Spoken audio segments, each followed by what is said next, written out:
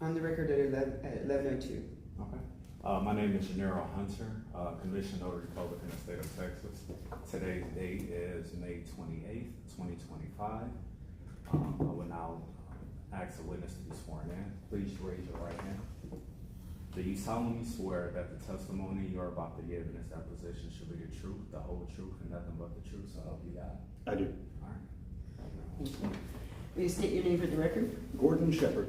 Hi, I'm Tracy Conwell, and I'm pro se in this action. It's Tracy Conwell, David Jordan, and Melanie Jordan versus the Park Condominium Association. And Carrie Swope Kelly here for condominium. All right, Mr. Sheperd, what would you like me to call you? Mr. Sheperd is fine, or Gordon. Gordon? Whatever. Okay, I'll try to keep with Mr. Sheperd, but thank you so much, Jeff. I'm just let me call you Gordon. That's just fine. Okay, and Mr. Sheperd, I'm gonna hand you what's been marked as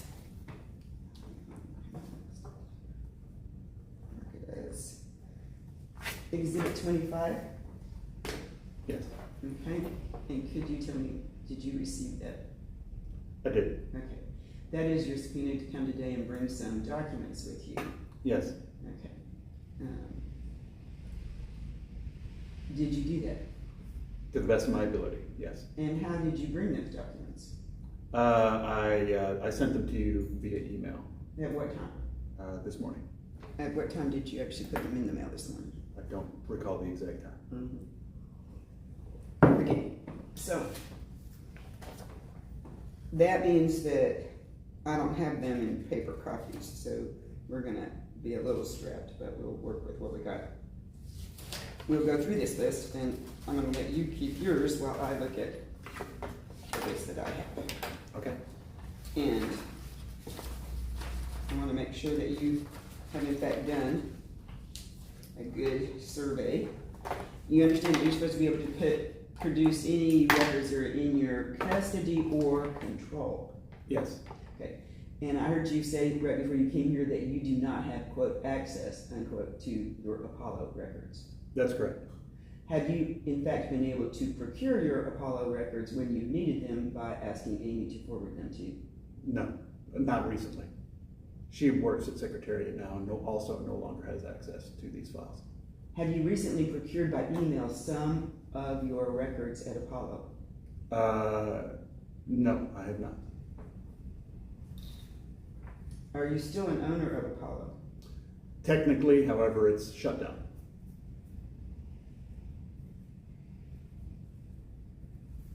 What is the law for maintaining your records?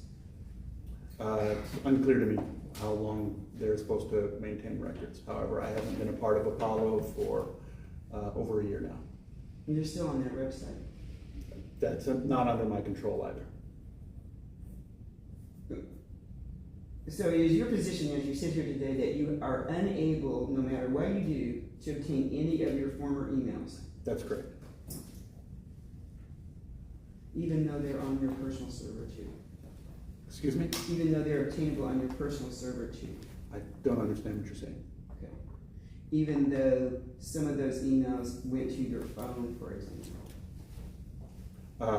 I no longer have access to Apollo BBC emails.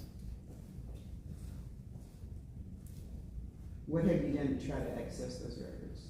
I've tried to be in contact with my former partner, Reed Middlebrooks, but he is not responding to me. Okay, if we wanted to serve a subpoena to Reed Middlebrooks, where would we find him? I could find his address. Probably his home address would be the best place to do it. You've been to his house? I have. Where is it? It's in Porter, Texas. Do you know the address? I don't, not off the top of my head. Okay, and are you on good terms with him? No. Did you have a dispute in dissolving Apollo? Yes. Could you tell me a little bit about that? I mean, it wasn't a formal dispute, but it was a disagreement and a misalignment of priorities and goals, which resulted in me leaving the firm. And what was that date? I believe it was April of 2024 that I gave my notice, and I think I was present and available until the end of April or so of 2024. You were a 50-50 partner with him in this deal? Originally, but by the end I was a 20% or less than 20% partner. And what's the form of the ownership? It's a C corporation. Okay, so chapter C or regular C? I don't know. Okay. And when did you originally file that? 2005. Do any of the secretaries still work there that used to work there? Not that no, I don't believe so. I don't believe anybody works there anymore. There's no ongoing business, you think? There is no ongoing business that I'm aware of. Is there some reason for that there's no business? I mean, he's an engineer too, right? He is. Why did he quit practicing? From what little I could glean, he didn't want to do consulting anymore after I left. And so you didn't take any hard drive or access to anything even though you're an owner? I did not. And are you telling the judge that you would, if I asked him to go to the court, would you tell the court that you would have no way of obtaining that information short of a subpoena? That's right. I've think he would give it to you if you asked him? I have asked even, I'll give you an example. I have personal information on the hard drives or whatever our cloud drives and service that we had, that I was trying to retrieve things like baby videos and, you know, my old wedding stuff that I had digitized and put on there. Lots of personal stuff that was very important to me that I could not get access to. Well, you know, it's really weird because you actually produced some stuff that's pretty old. Okay. So where'd you get that? It was stuff that was either given to me by others since I've been at Secretariat. I think that was the only stuff that was old that I was able to get. Well, it seems fairly selective, like the Tomasetti letter is kind of old, and you produced that. Those were provided to me by Ann Miller. Gotcha. That makes sense. Okay. And what was the purpose of providing those? She sends a lot of information. I'm not sure exactly what the intent was. I think it was background information related to the partition wall in the garage that fell off due to a vehicular impact. That was when the drunk lady Hilda hit the wall. I don't know if she was drunk, but that's when the car was hit by a wall. And yeah, we got you. That's when the wall was hit by a car. It was. And we'll go over that in a little more detail later. But that was, they call it the Hilda wall. The Hilda wall, yes. Okay. So you got some stuff about the Hilda wall from Ann. Yeah. Okay. What else did Ann send you in connection with this deposition? She sent me some generator information that was from the old generator reviews, and then there's a lot of correspondence, basically, more or less from this year. Yeah, that's what I noticed. So I have tons of old correspondence from you and Ann, and none of that is in there. Right. Okay. Because of this access problem. So you only have what Ann provided you if it predates August of 2024, or was that April? What did you tell me was the date? April. Was it April? Well, yeah. Really, I began to look for things in this year because that's when activity started happening on this, more or less. From my perspective, there may have been other things happening outside of my purview. But I'm saying the old stuff that you got and that you provided to me anyway would have been obtained through Ann Miller. Right, or been generated recently. Or been, yeah, that's what I'm talking about, old. That's why I said old. So if it's old, if it predates April 2024, you got it from somebody else in connection with coming here today. That's right. You may have a lot more than I have. It appears that I do. Okay. Okay, and then, so that answers my one question, and I was wondering about the inadequacy of your response. Okay, then let's go through this. Let me see. I don't know that I tied that up. If I were to send a subpoena, I would send it to your former partner. Where is the actual place of business of Apollo? It's here, isn't it? We had an office. I believe the lease is expired on it. Are there still furniture in there? I believe they got rid of the furniture. Was it up in the Heights? No, well, that was the old office, I remember that. but since 2020, I got a mosquito right there. Oops, sorry. There we go. did I get it? Yeah, you're right. All right. Sorry about that. For the record. Yeah, for the record. Just make sure you look good. Thank you. You saved me some malaria. Yeah, there. right, okay. So just going back again. Okay, yeah, where's the registered office of Apollo? 15710 JFK Boulevard, number 260, and that's Houston, Texas, 77032. And you're saying that's a vacant office? I believe it is, to the best of And my what is the last known secretary that you know of? Our administrative assistant was Alexis Barnes, Alexis. With an A. ALEXIS. Barnes, okay. Yeah. And where would I find her? I believe she's moved to Orlando, but Okay. Well, you have a registered agent, I'm sure. I believe that would Yeah. be Reed Middlebrooks. Okay. And what cloud service did you use? OneDrive, Dropbox, Ignite, EG? EGNYTE. And that's for your engineering or for emails too? That was for all of our server space, for email. I forget what service we used for that. I don't recall. You don't recall? No, I mean, it just showed up on our laptops and things. And did you ever use your personal service? I'm sorry? Did you ever use any Outlook or Gmail? Not for business purposes. So it wouldn't be on, you don't think any of your emails would be that, they were all proprietary? It was all through our company domain that we had. Okay, so, then, do you have, well then, let's go through this number one. Number one asks you for all agreements and contracts, including any drafts, as well as any updates, supplements, revisions, etc., with Ann Miller, Kapar, PCA, Rise Management. And then we can cover the other people. So have you made an attempt to look for those? Yes. Okay. In connection with those, would you understand, oh, let's look at number three, because there's some more names in number three. If you turn the page and look at number three, there's a list of people there. Yes. You're aware, are you not, of the contracts with those entities? Humphreys, for example, there has an AIA contract. Okay. I'm not aware of their contract, but It's been sent to you before, hasn't it?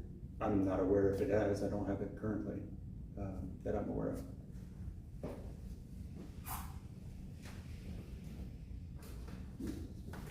Okay.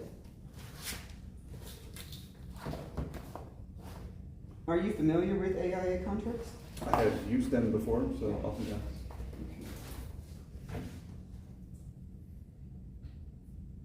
So, according to your testimony, you've never been provided a copy of the AIA contract for Humphreys? I'm not sure. I mean, I've gotten a lot of correspondence of it. It wasn't something that was important to me in the course of my work, so it's not something that I've looked for or wanted to use or needed for anything that I was involved in.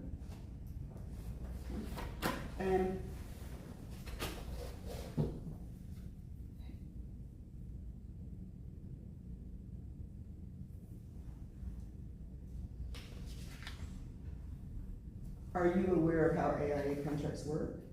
Do you ever use them in your business? I have used them before, yes. Are you familiar with the form? There are a number of AIA contracts, and I have been familiar and used them before.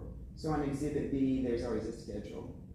I can't tell you from memory what each Where the exhibit schedule is or Okay. whatever. All right. Do you have any agreements or have read any agreements with Lakey Electric? Not that I'm aware of. Do you know who they are? Not off the top of my head. Okay. Who is Midwestern Electric?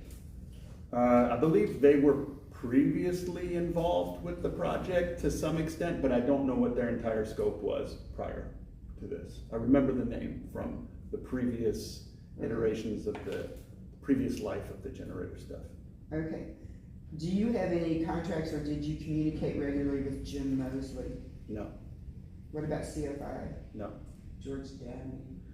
I may have gotten some information from him very early on in the project, but it was mostly related to what they were thinking about in terms of the generators themselves, but it was very limited.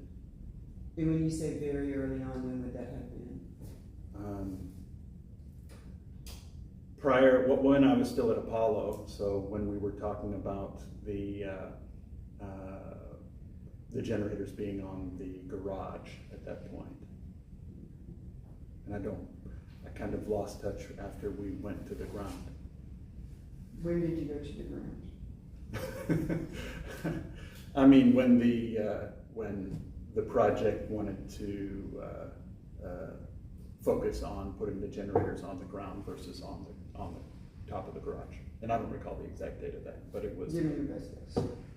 prior to me leaving Apollo, so sometime in 2023, I would guess, or before. I don't When did recall. you meet Ken Humphreys? I don't recall. I have met him, I had lunch with him maybe a couple months ago, but I don't recall meeting him or talking with him very much at all. Okay, when did you have lunch with him? I don't recall the exact date. It was sometime this spring. Who was there besides him? Jeff Kinshu. And who's he with? He's with CRX And what was the point of that lunch?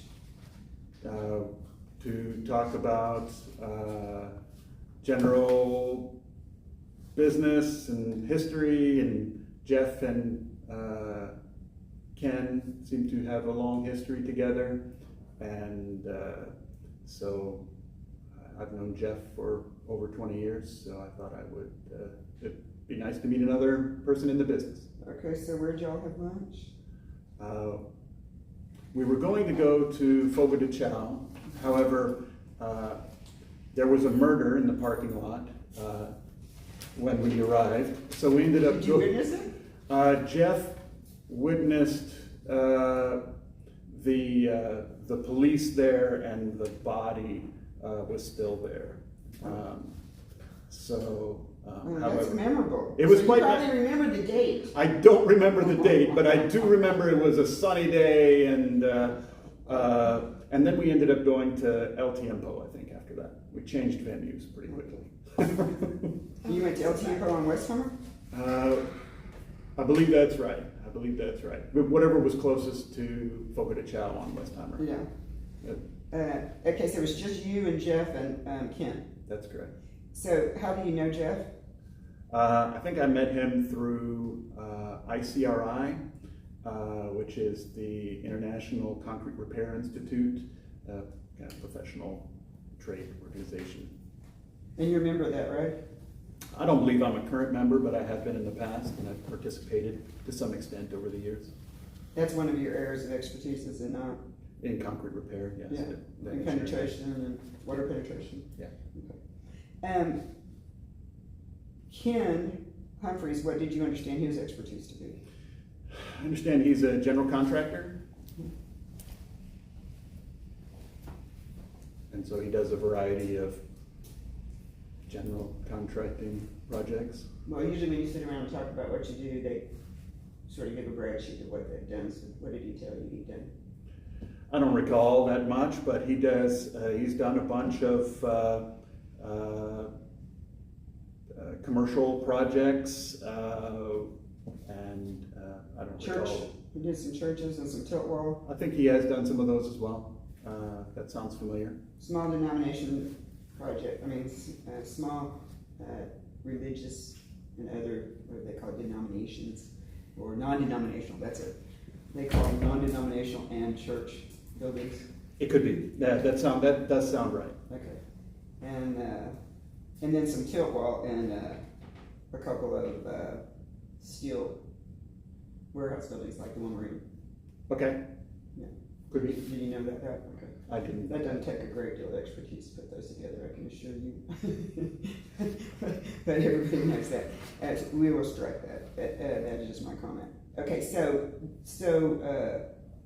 when you were meeting with Jeff and Ken, did you talk about the park? No, we did not. Had the park already made contact with Ken Humphries?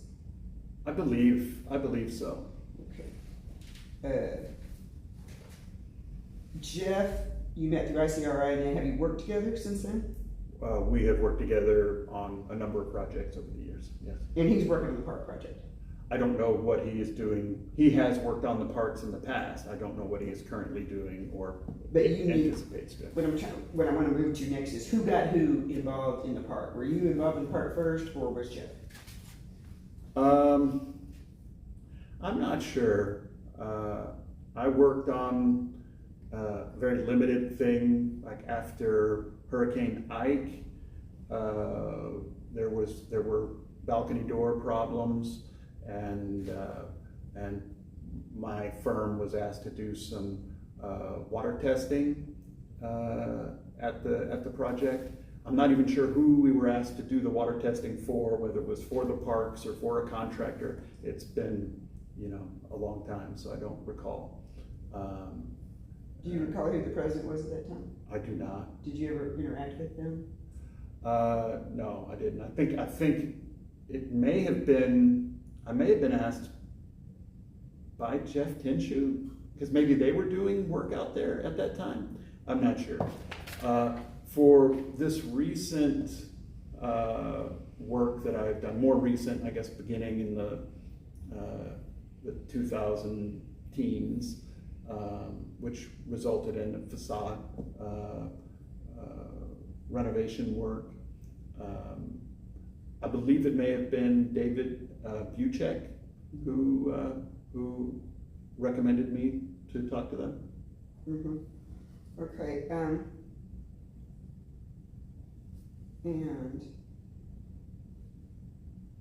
can you spell Jeff's last name for me? It can be challenging. I'll try to get That's it right. why I asked you, because I don't have it in front of me and I know it's really hard. I believe it's Kind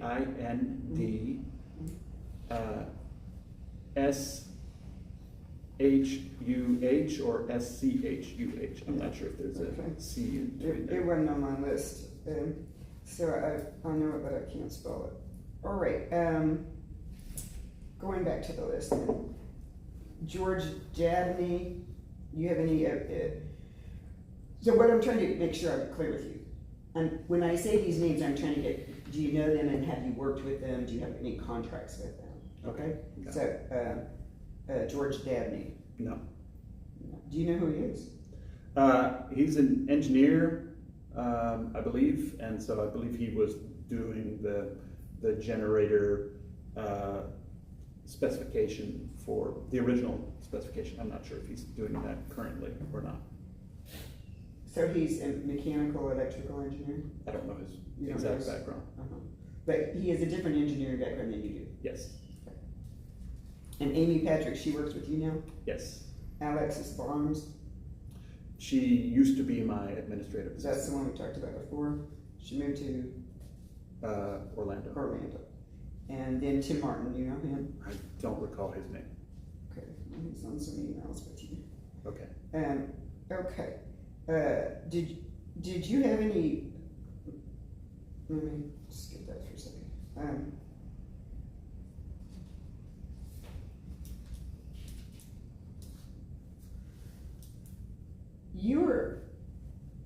I guess we're gonna have to come back to this because now that you're not with Apollo, I'm gonna have a problem. So let me put that down. Just go back.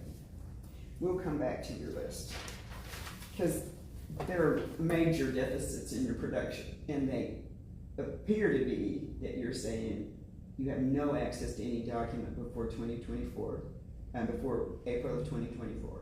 Is that what you're telling me? That's correct. Okay. And any that you did get produced, or somebody else gave to you in connection with this subpoena? That's correct. Okay. Well, or that I have subsequent to that Okay, time was right. given to me. In this fall. Yeah. Okay. Now,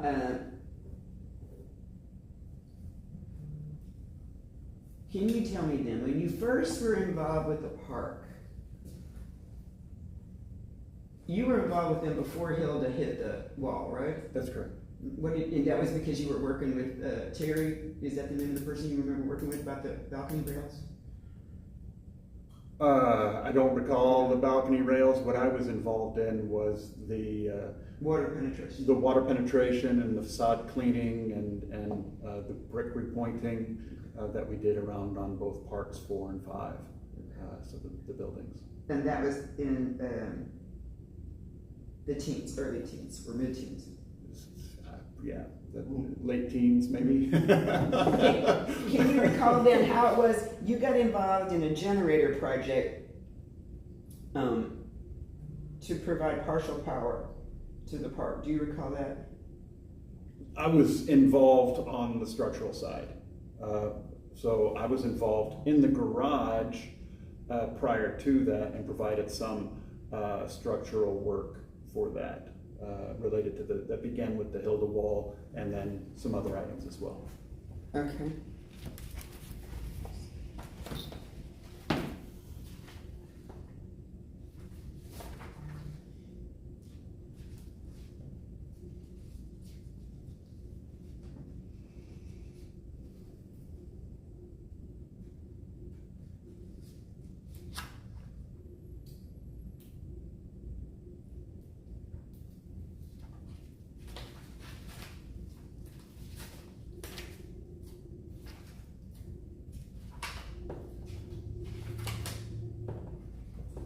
Okay, let's go over the background for a second. Sure.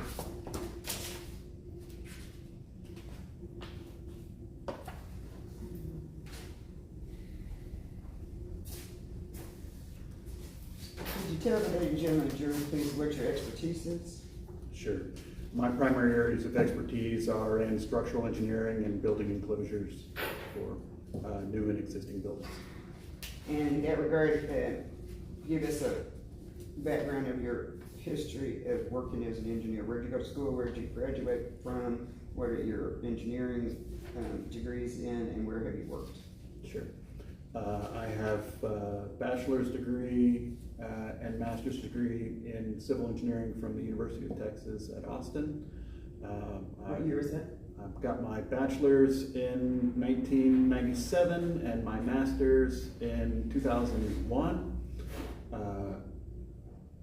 When I finally graduated with my master's.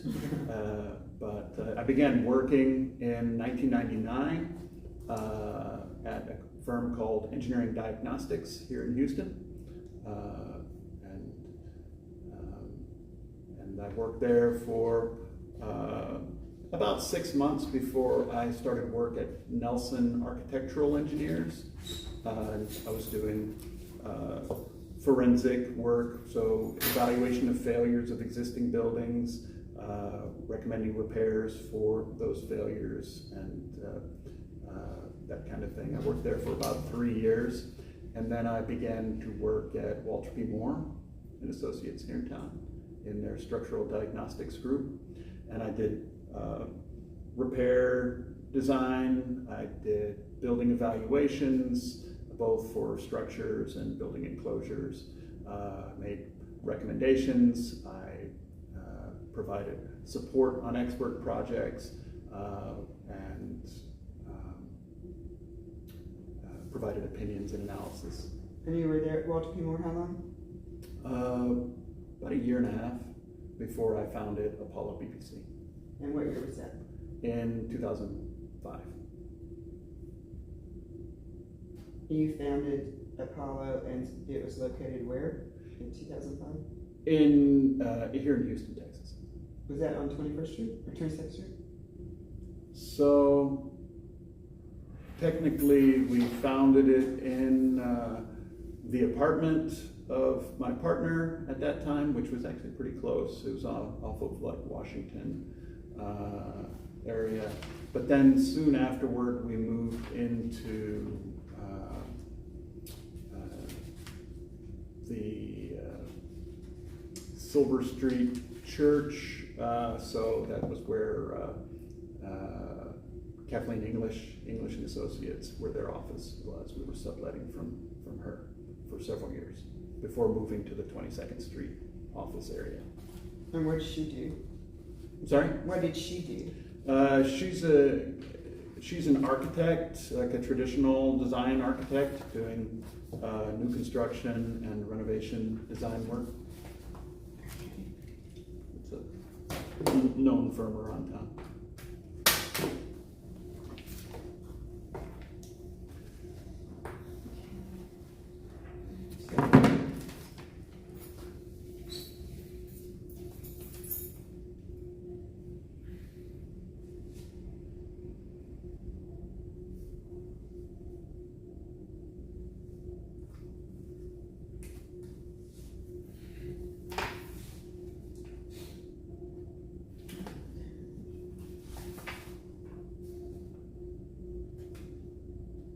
I'm going to do Exhibit 26 and just tell you that's some of the web stuff I downloaded about your Apollo firm that is still up on the web. Are you familiar with that? Yeah, I'm familiar with this information. Yes.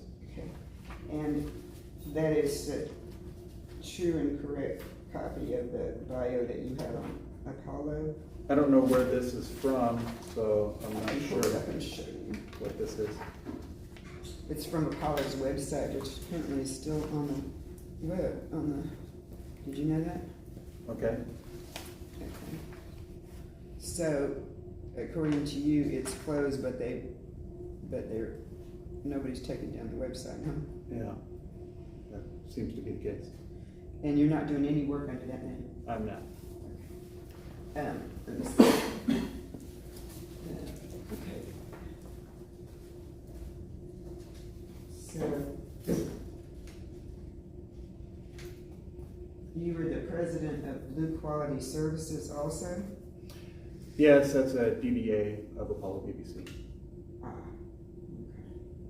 I found that too. Okay. So, and this again says that your expertise is in building enclosure systems analysis primarily. Is that right? I don't recall what it says exactly on that. Well, would it be fair to say that's a major area of your expertise? I would say that it's building enclosures and structural analysis, yes. Emergency stabilization techniques, analysis of foundation and soil interaction. That's very useful in Houston because we have a lot of subsidence, right? That's true. Okay. So,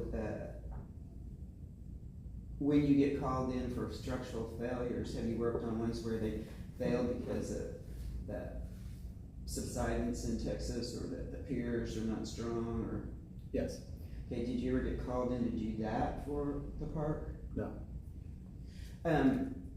You have a duty, if you're an engineer, do you not to allow a building to stand if you're working on it and you think it's a danger to the public, right? We have a duty to protect the health, welfare, and safety of the public. Okay. And so, if in 2020 you were advised that the building was not safe, you would have not done the work on it that you did in 2021 if you believed that the building was a threat to the public or safety. I believe that I would take measures to protect the health, welfare, and safety that I believe was reasonable in my engineering judgment. So what I'm saying is, since you worked on the building in 2021, after you were apprised of the Tomasetti letter in 2020, you clearly didn't think the building was falling down in 2021. I took quick and decisive action to better understand the conditions and understand what the concern of the other engineer was, and made arrangements to have those things effectively and completely repaired. I'm going to object to that as non-responsive. I believe, just for the record, I believe my question was, if you thought the building was falling down, you wouldn't have designed the structure that you did in 2021.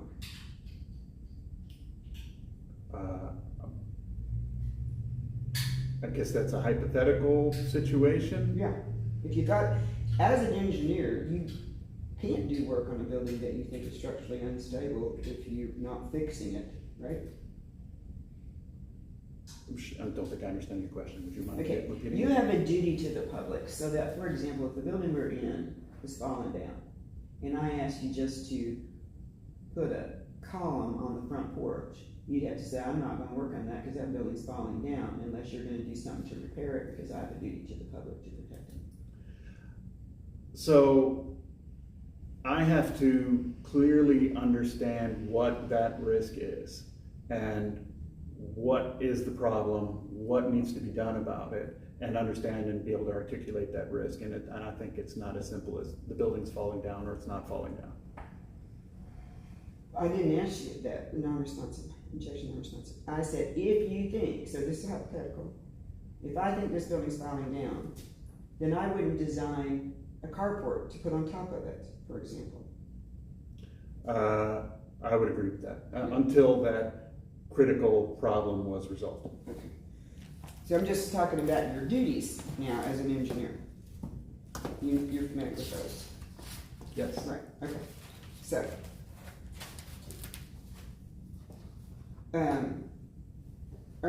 you also know that you, as a duty, that you have a duty as an engineer, do you not, well, in fact, why don't you tell me what you think your duties are? I'm sorry, it's a broad question. Would you? That you have some statutory duties, do you know what they are? I mean, I need to comply with the engineer's code of ethics and as agreed upon by the Texas Board of Professional Engineers. Right. Right.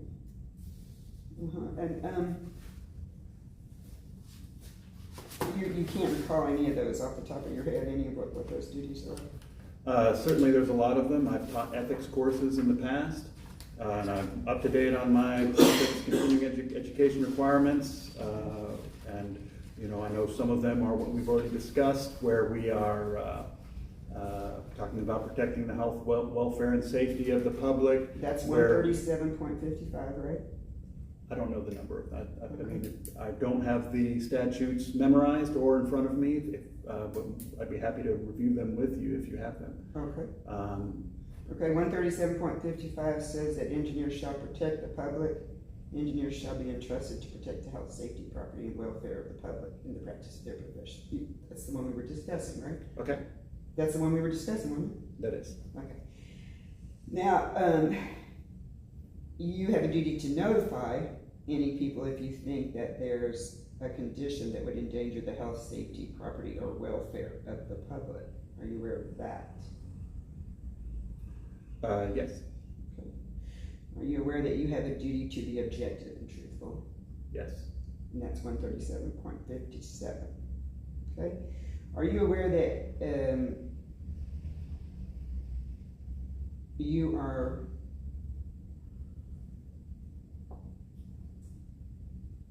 aware that under 137.57 it is a violation of that code to issue any oral or written assertion in the practice of engineering that is fraudulent, deceitful, or misleading, or in any manner tends to create a misleading impression? okay, Are you aware of that? that sounds familiar, yes, Were you aware of that before I read it today? yes.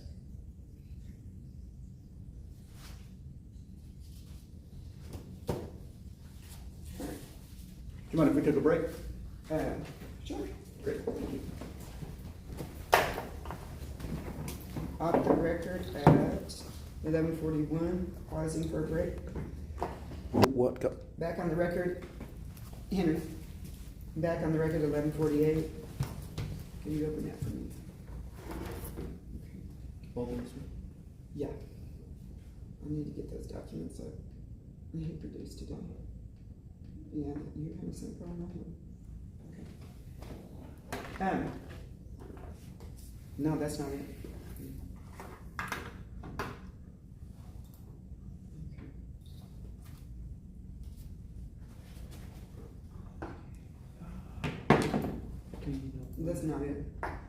go off the record for a second.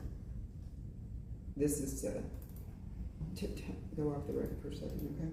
I gotta get those or I can't do the deposition. And those are my thing. Okay. Do I have them all? Okay, Yeah, let me no, I think we're good. Okay, never mind. We're good, sorry about that. I'm trying to see what they are, and obviously, it's hard to get them because they like disappear when you start opening them. Okay,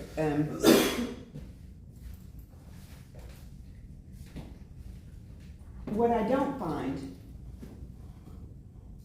on this brief bit of correspondence you have given me,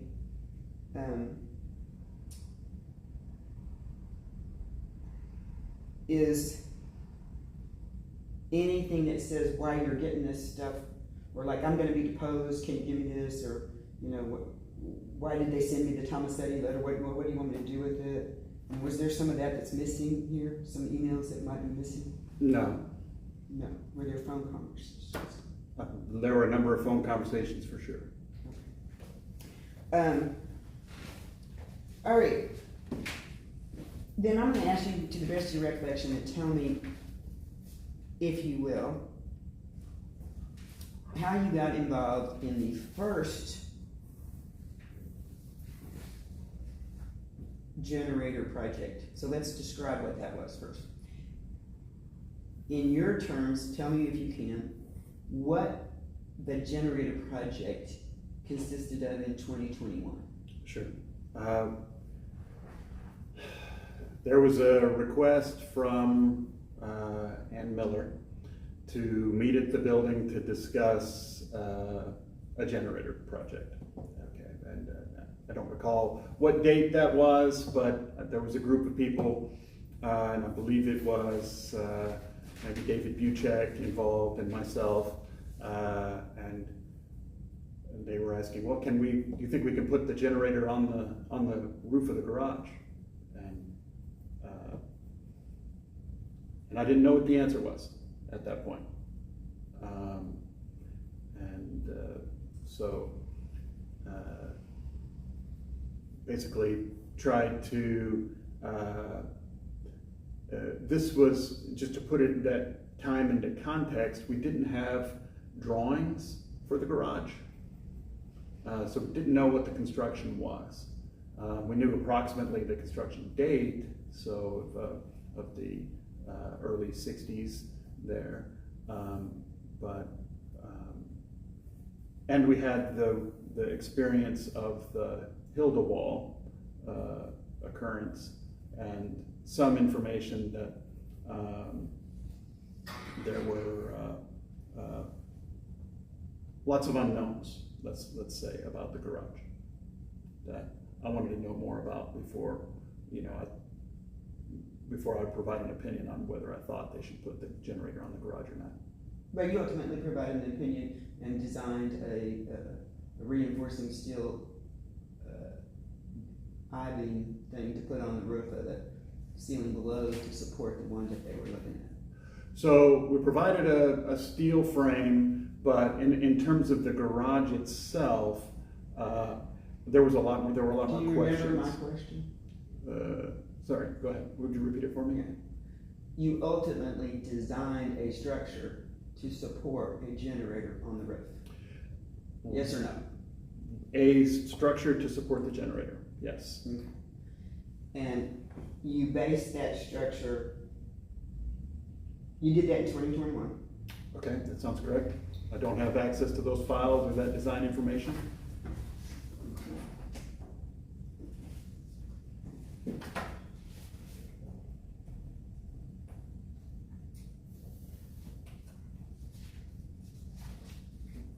And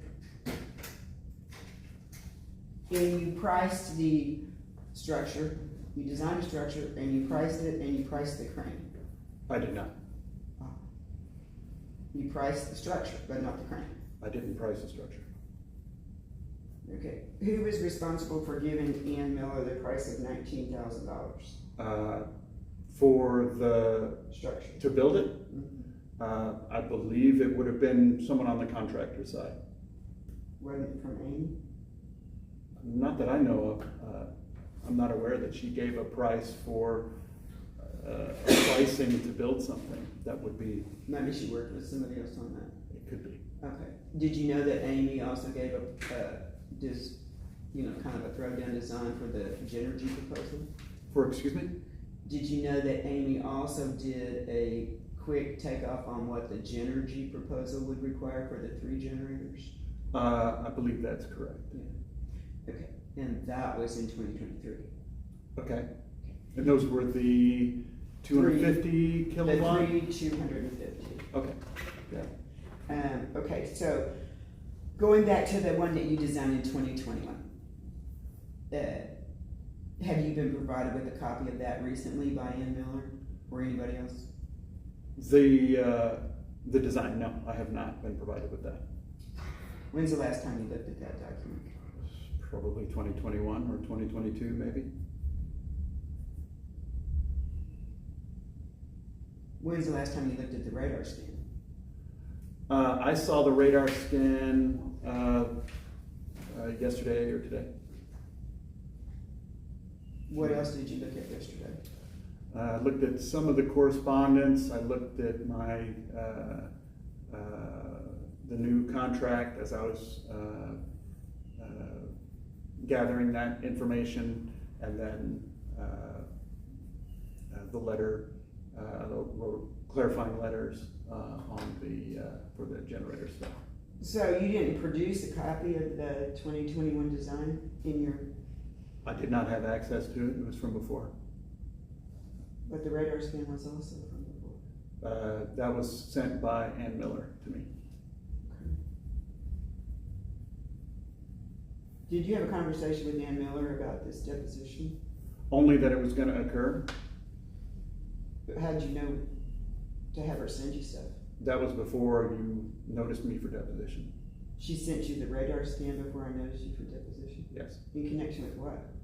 I think it was, there was a flurry of conversation before this, the general board meeting and vote subsequent to that court hearing that we did at Harrison County Courthouse.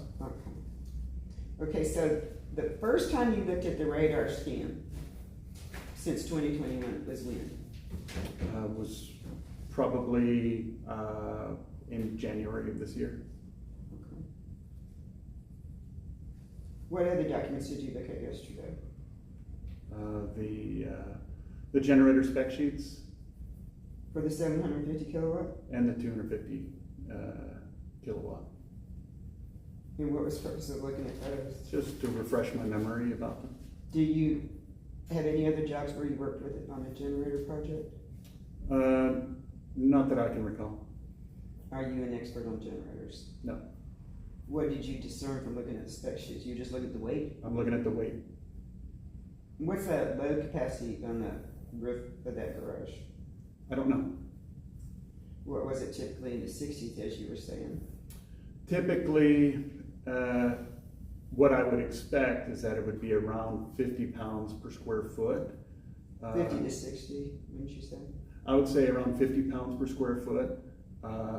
And also, I would expect that they would have designed for a wheel load of 2,000 pounds in the garage.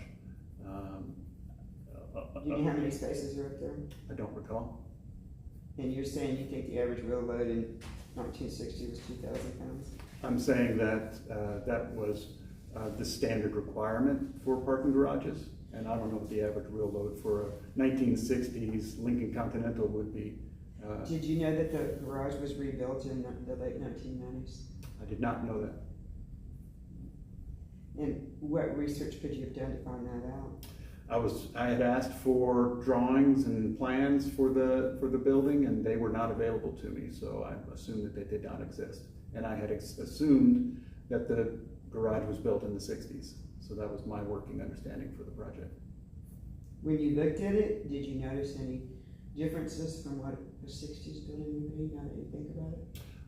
It actually looked like a 60s building to me, the way that Design. the way it was constructed. Yes. The design, definitely the design is. So you were not apprised and didn't have any knowledge and didn't look for any signs of any rebuilding of the garage. I wasn't aware of that. Okay.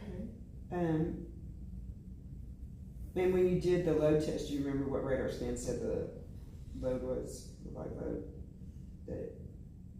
The load bearing of the rooftop was as per the radar scans? They gave you a per square foot? No, they did not. They did not. So what data did you use from the radar scan to design your structure? The radar view gave me some information about where the reinforcement was within the concrete and How where, close the rebar was? yeah, to the surface, and an estimate of the size of it. And so that was the information that they provided. And then you have the stronger capacity closer to the elevator shafts and the structural elements, right? Well, we were limited. We were trying to really target what we were doing. And the radar scanning is expensive, and so we were very targeted in what we did to an area that was confined to a square that's shown on the radar view report of concrete pan joists, so the main floor, some beams, and columns, and that was all that was done. You would agree with me, would you not, that the Hilda wall was not a structural wall? I would disagree with that. Oh, you think it was load bearing? I believe it was required to carry some loads, which it has a structural requirement to resist a 6,000 pound lateral load, so it does have structural requirements. But it is not one that is likely going to collapse the garage, if that's what you mean. Yes, that's what I meant. Yeah, so it's designed to bear forces going this way, not this way. That's correct. Yeah. And by that I mean horizontal as opposed to vertical down to the ground.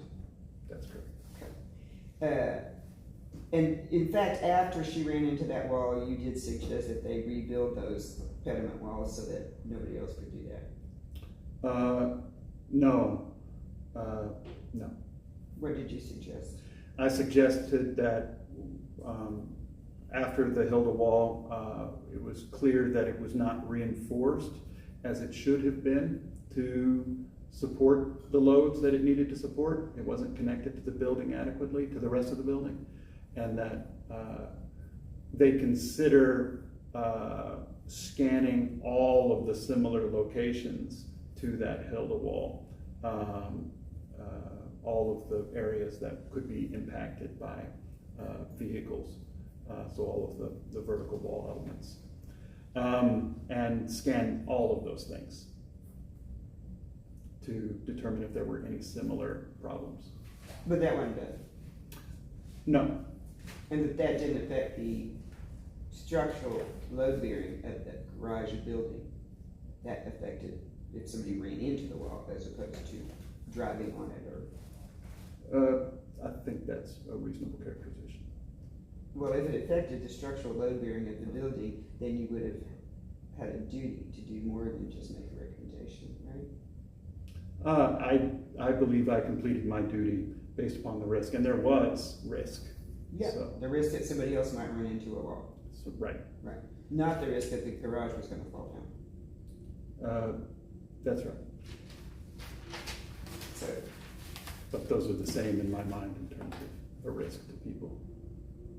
why is it the same that the garage will fall down versus somebody runs off the edge of it? People are gonna die. So in terms of the life, safety, and welfare of the people that are using it. Well, yeah. One is if you're stupid enough to run into a wall, you can kill yourself. Yeah, that's true. But that's not the same thing as standing in the garage and having to fall down on you. To the person who dies, I guess that's a, kind of an existential argument.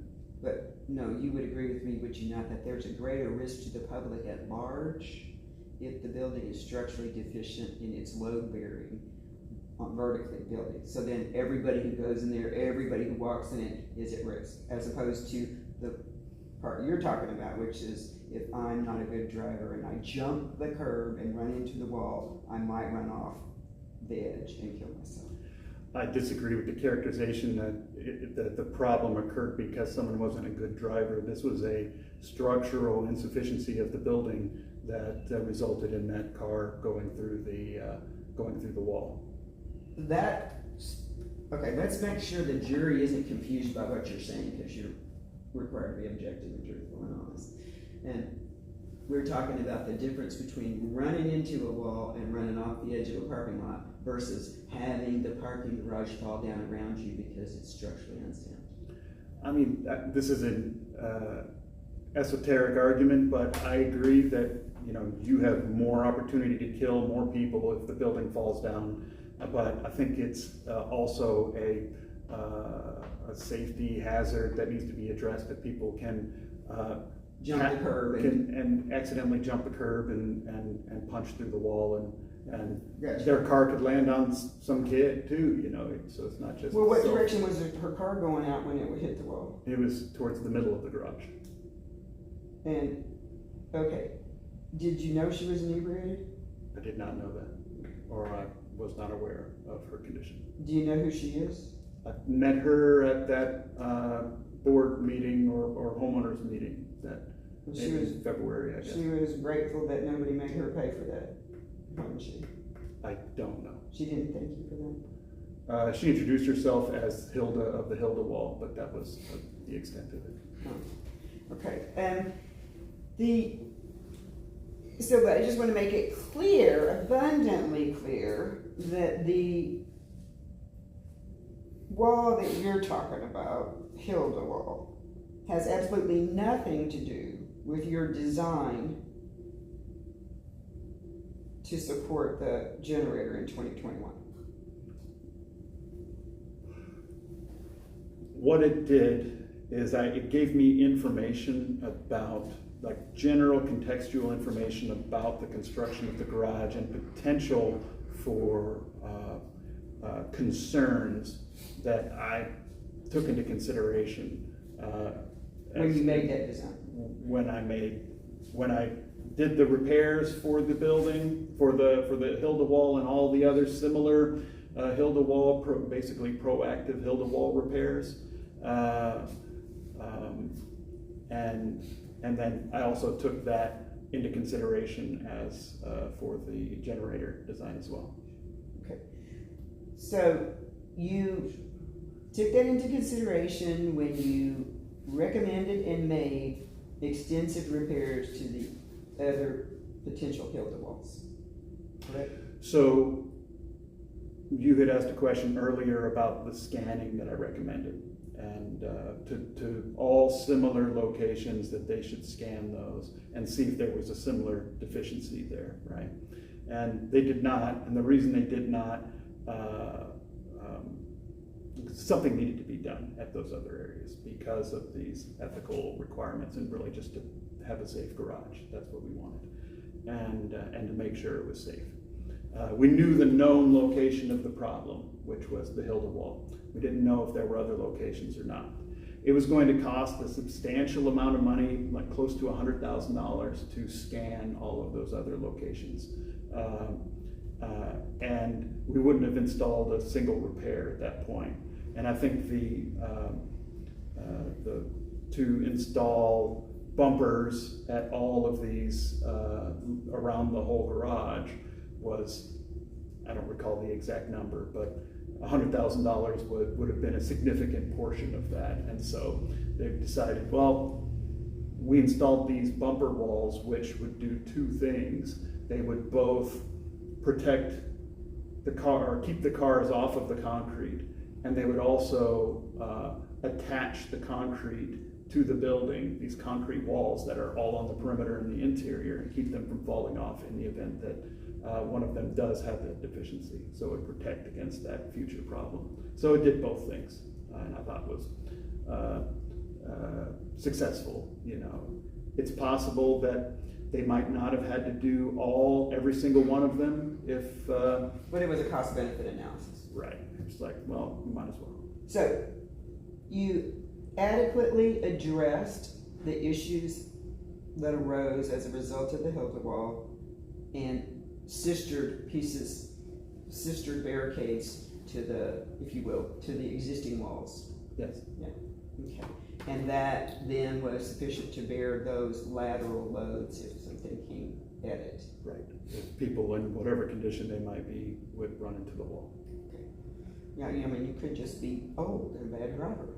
I had a similar circumstance in the medical center where a lady put the foot on the gas instead of the brake and went through the barricade, kind of similar condition. Have you ever testified in any of those cases where they run into the stop and goes? No, There's a bunch of those I'm cases. not familiar with that. Yeah. What? Yeah, there's a bunch of those cases. And they're jump the curbs and run into the grocery stores too. I did have one at a CVS That's where, what I was wondering. where I've got this picture from it where it was the big hole in the wall with a car in it, and it's right under the drive-through pharmacy sign. I mean, it's just crazy. And so let me digress and go back to some opening stuff that I kind of skipped because we did the documents and that was kind of tipped me off, of course, there. So Sorry about that. that's all right. We'll figure that out as we go. Okay, so the second topic that I usually want to find out about somebody is you're an expert when you work at Secretariat. That's what the firm is, right? Primarily what Secretariat does is expert litigation support. However, they have made exceptions for me, and I think it started with me, to do where I can do some of this non-expert or kind of more conventional engineering consulting. That was my next question. So I was going to say, have you moved from being an engineer to being an expert engineer? Not exclusively. I think probably 50% of my projects are not litigation projects currently, and that's probably, I would guess, it's the highest of the Secretariat people, if I had to guess. Okay. How did you come to be with Secretariat? So in 2024, and for actually a couple of years before that, there were stresses and various strains in Apollo, BBC, just the signs of me and my partner Reed, our lack of alignment and basically different goals and what have you.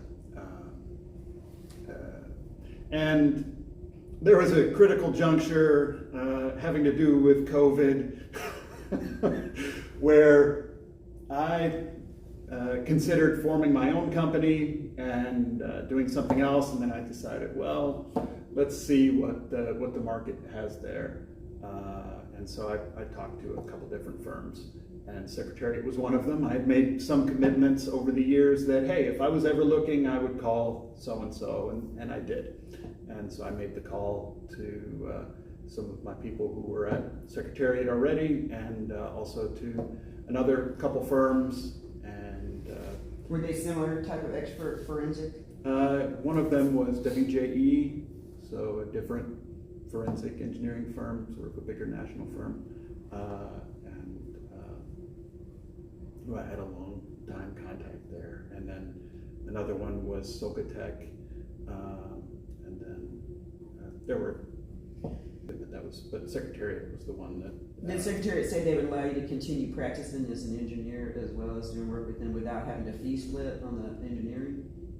No, what their initial discussion was that they wanted to do litigation support work and expert work. I tried to discuss with them at the time that there's a big credibility benefit to doing actual engineering work for an expert, especially people who are technical experts like myself. And it took them a little while to get that, I guess. Do they have any Rice engineers on their stuff? Rice? Secretariat from Rice? Amy Patrick is a Rice alum. I don't know about others there. Do you ever work with the Rice Structural Engineering Department? No, but I've done a number of projects at Rice over the years. Oh, yeah? Yeah, That's my alma mater. I love it. I've Beautiful used school. their structural engineers in my cases before. Okay. I have some good ones. Okay, so going back to your work, how many times have you testified? I don't know the total amount, but in the last 5 years, probably 6 or 7 times. Okay. And were they always in cases where you were hired as an expert after the fact? Yes. And you did this previously at Apollo. Yes. Have you done this at all with Secretariat? Testified? Yes. What cases have you testified in with Secretariat? I have a list that I could provide you, but again, in the last year, I've testified in deposition several times. In trial? I did some, I think it's called a bench hearing over here at Harris County, twice on one case. It was related to a temporary injunction that was going on. And who retained you in that case? For that case, it was Bush and Ramirez. And what kind of case was it? It was a case related to a wall collapse in a storm that fell onto a parking structure and damaged the parking structure, and so there was I was working for the defendant on that, where I was trying to understand the extent of the damage to the parking garage and what to do about it. When the cost of repairs and the, Well, I wasn't doing the cost of repairs, but I was doing the scope of repairs, so like pre-existing condition too? and I was looking at the pre-existing conditions as well. Okay. And was that in Harris County? Yes, The building, I mean? yes. You, I take it, don't do much with the costing, you mostly in design and not costing. I try to avoid costing whenever I can. Was there anybody at Apollo who costed out your jobs for you? No, we would try to get a separate consultant where that was needed, or work through contractors to get actual prices depending on the circumstance. Okay. Have you ever worked with Rise Management? Yes, they've been involved at parks for a time, and I've never done anything, been engaged to do anything that I can recall, but I know they've asked me to provide proposals on some other stuff. I believe that's correct. They may have engaged me on some small other matter. Is Robin Hood one of those? Which one is Robin Hood? It's they have some intrusions, water intrusions over in the West U area.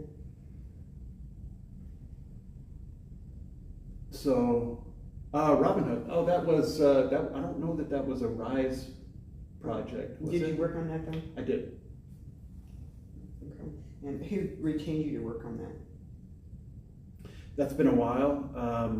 I don't recall. I believe it was the board that retained me, the homeowners association. And did you do that work satisfactorily? Yes. And was that issue resolved? I don't know that there was an issue. Okay. Well, did people pay money in connection with that? Do you know if there was any assessment made in connection with that? That circumstance is I designed a repair, and I did a prototype repair for window replacements and also some exterior wall coatings and waterproofing. And actually the board, I don't know if he was the president or the board leader, passed away in the middle of it. The new board president took over and basically wanted to take a different direction, and I think that was okay. They chose not to do it. So you don't know anything about the inner workings at the condo association itself about that? Okay. I do not. All right, when you were with Apollo at the time or Secretariat, I was with Apollo at the time. and you don't have access to any of those records? I do not. Again, all right. All right. Any other condominiums that you've worked on? I've worked on a number of them. I'm working on Inwood Manor here in Houston. I have worked on the River Oaks condominium. Inwood Manor, are you dealing with directly with the manager there? Yes, And that is not a Rise property, I don't believe so. no, as an on-site manager. I was there before that manager took over. Yeah, I was working directly for the board. And, what was the engineering issue you were working on? I've worked on a number of things over there. Parking garage, problems and repairs. They have a generator in their parking garage, right?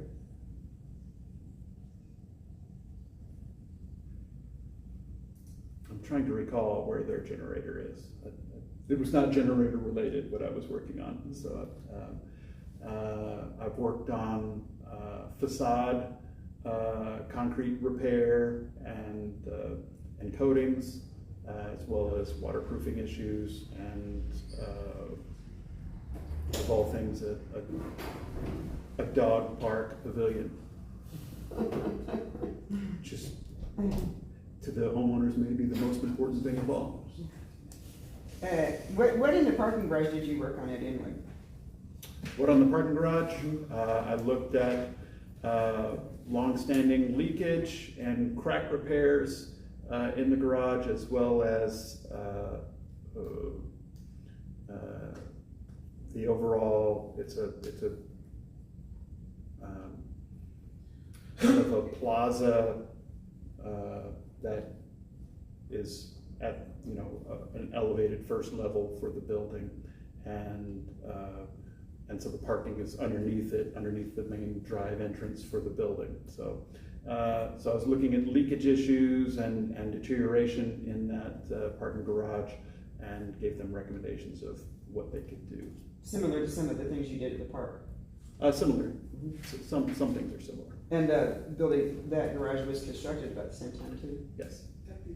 And And- surprisingly similar construction too. But it was constructed in the 60s. You mentioned that this was maybe done in the 90s. I'm not sure. Redone. Okay, I don't know what that means exactly. Yeah.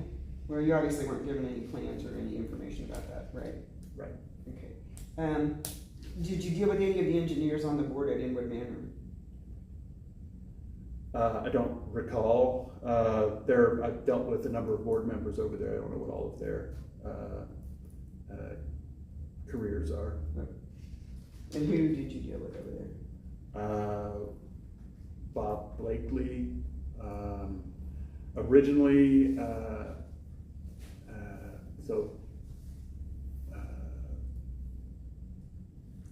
I don't recall. Mostly I deal with Gary Bernard now, who's the property manager. And the other condo you mentioned was River Oaks condo you worked on? Yes. And that's a mid-rise, right?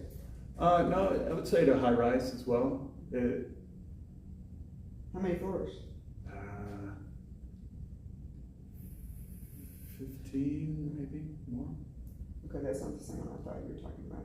So Inwood Manor is on San Felipe, Oh, yeah. River Oaks is on Westheimer, sort of that same. Okay. I thought you were talking about the sort of townhome thing called River Oak Condominium Plaza maybe or something like that, because they had problems, but I didn't realize you were talking about a high rise. So this is the old one that got renovated, and now it's got like the fancy glass on it, that kind of thing. That's near Kirby? It's on Westheimer near Kirby, or is it further out? It's further west than Kirby. It's further west, okay. Is it pretty new? It was renovated in the 2000 teens, I think. Oh, okay.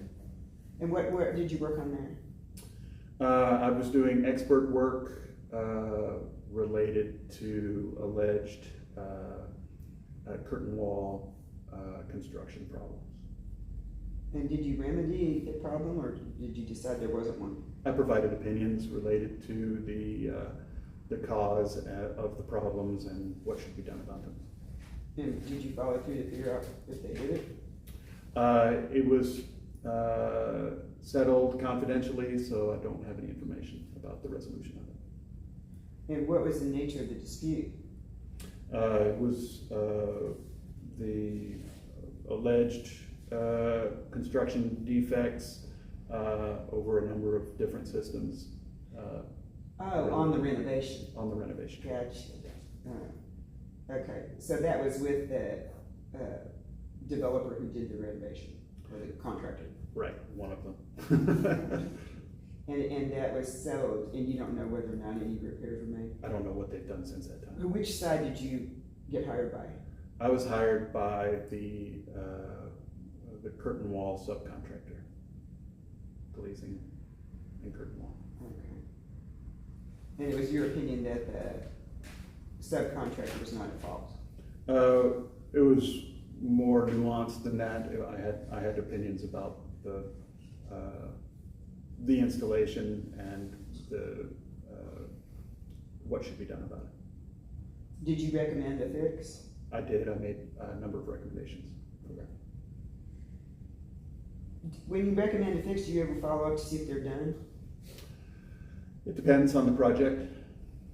Oftentimes, depending on the circumstance, they may call me afterward and ask if I can support them on getting it fixed. When you recommended the fixes for the Hilda wall, were you in direct communication with the contractors who did the work? Yes. And who did that work for you? CRX. And is that where your friend works? Jeff Kinshu, yes. So before that, had he worked on the park? I believe he had. Are either one of you friends with David Buchek? Yes. How long have you known him? I've known David Buchek for close to 15 or 20 years. His specialty is residential, isn't it? He has a varied practice where he does a number of different building types. Do you think I was incorrect in my statement that his specialty is residential? I think he does a lot of different projects that are not strictly residential. So he may do a lot of residential work, but he does a lot of other things too. Do you know whether or not his specialty is residential? No. His partner, Bill Stern, did you know him? I've met him. But you didn't know him? Not well. And after Bill died, David took over more Yes. more of that work. Bill was a great architect. Yeah. And, okay, have you ever been to his house, Bill Stern's? No, I haven't. Okay. Then, what is Jeff Kinshu's actual specialty at CRX? He is the owner or one of the owners of the firm. And when have you used them in the past?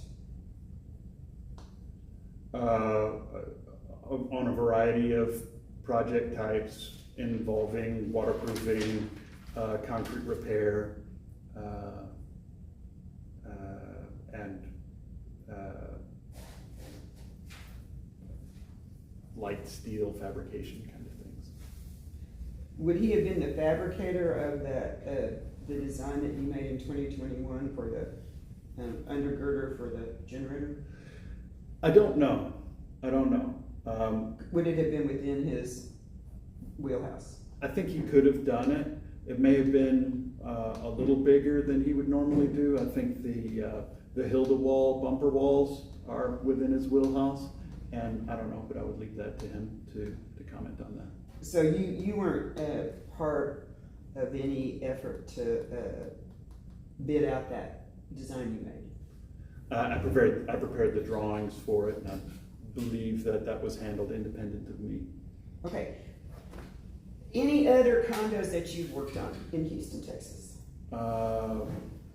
Yes, I've worked on a lot, and I don't have a complete recollection of all of them. Let's put it this way.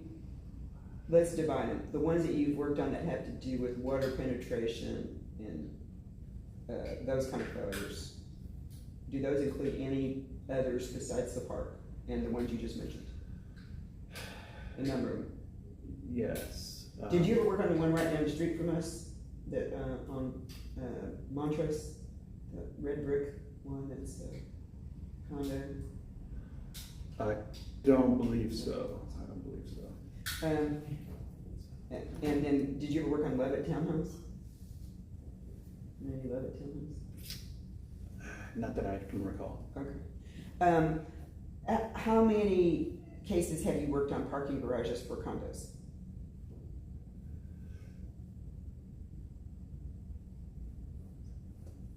I can't recall. I did. Inwood, you said, and that was also water intrusion and puddling and problems from water, standing water, right?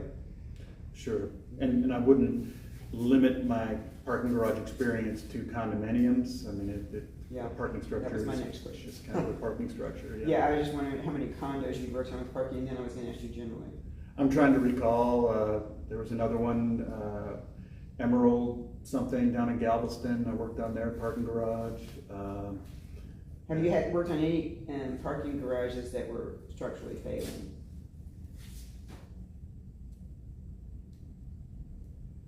Yes. And where would that be? So I worked on and this is a kind of a memory test of a lot of different projects, but I worked on the Renaissance Hotel downtown, and that was a fascinating one where the parking garages, this particular portion of the parking garage was below grade, and the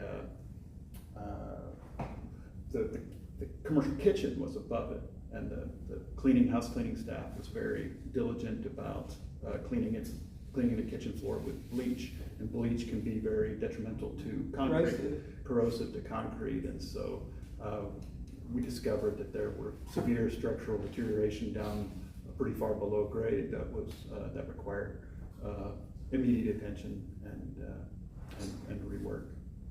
And so did you stay involved in that until that was done? Yes. Did you work with CRX? I don't recall who the contractor was. It was some number of years ago, but there was, shoring put into place, and You've never been involved in a case where you recommended demolishing a garage?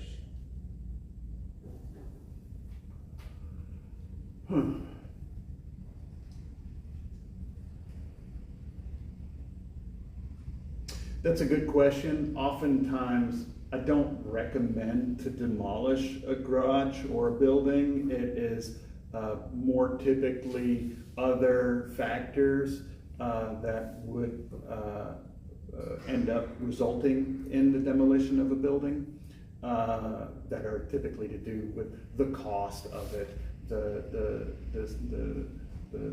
value of restoring that building and repairing that damage that aren't, strictly technical problems.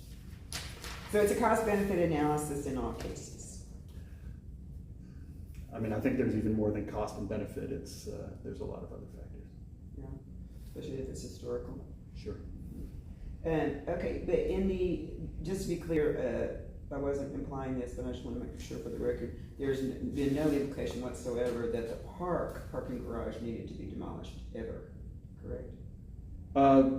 That's right, not to my knowledge.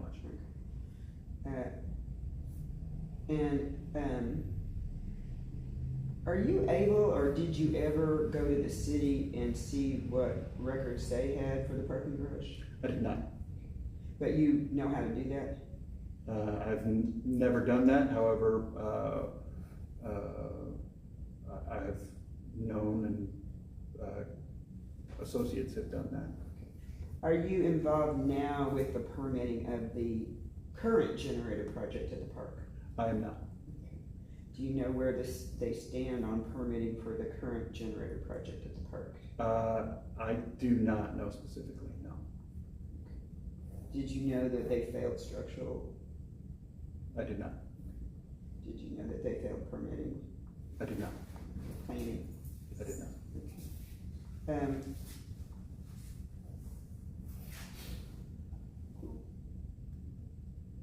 With respect to the current generator project, not the 2021 project, but the current generator project, have you been involved in any way in the design or permitting of the current generator project? No, I believe I set up the project for it through Secretariat for Amy Patrick to continue working on it, but I'm not sure of the status or all the work that she's done. So who contacted you in connection with the current generator project to work on that? That would be Ann Miller. And what did you understand to be the scope of work? So she had asked to if we could help design a slab foundation for that for the generator, and at that time I asked her to. This was, I guess, the summer of 2024, and I asked her to contact Amy Patrick, who was still working at Apollo, and kind of to leave me out of it. And did she do so? I believe so. Okay, so this was after the lunch you had with Ken Humphreys and Jeff? No, that lunch was this year. Okay, so this one. This was just a phone call last Oh, summer. this is in last summer, in like, so June, July, something like that. Something like that. Okay. Yeah. And so at that time when she was asking you that, did she tell you what size generator she was thinking about doing? No, at that time I was still working under the Secretariat assumption of, I'm trying to avoid design or not do any design. Just testifying. Just testifying, and so this didn't really fit into that very well. Plus, it made more sense for Amy to continue on and do that. Because she had been working on the other stuff. She'd been doing some other stuff. Okay, and now in her role, does she have the same role that you do with respect to Secretariat, that she can work on design? Yes. Okay. Now, you split fees in some relationship with Secretariat when you're testifying. Do you do that when you're designing? I'm sorry. I mean, Secretariat, are you allowed to freelance on designing? So strike what I said before. What I'm asking is, when you do design work, are you still in a pay relationship with Secretariat where there's a sharing something, you have to share that work with them, or are you allowed to freelance? I'm not allowed to freelance or do, I would have them pay for, either I can agree to a time and expense type project or some sort of fixed fee with a known scope, depending on the circumstance. I think those are my two options. Really. So when you do design work as an engineer, you are still under the umbrella of Secretariat? That's correct.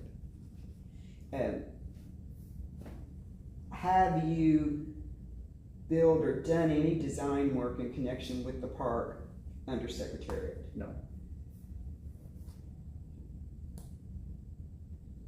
So did Ann Miller then ask you to do some testifying work for her?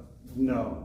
That she asked me to show up to the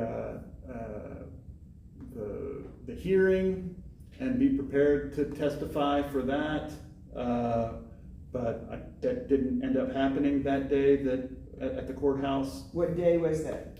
It was sometime this year, before, like in January, I believe, maybe. There were several hearings, and I'm trying to figure out how many you went to. I just went to one, and it was the one where the judge stood up and said, go have a vote that day. With the curse word in there.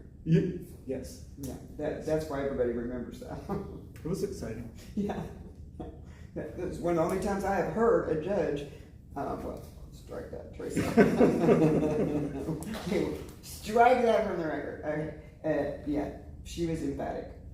We'll say that. She was quite emphatic. Yes, it's she's, yeah, she knows what she's doing there, but strike that all that aside. Okay, you were at that hearing, which was that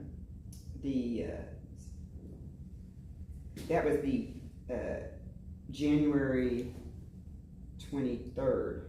That sounds about right. Okay. And that was in front of Judge Tanya Harrison, correct? That also sounds correct. Garrison, sorry. Okay, it rhymes. Sorry about that. Tanya Garrison, okay. So, you were at that hearing and you were prepared to testify, but you did not get called to the stand. That's correct. if you had been called to the stand, what would your area of expertise have been to testify on?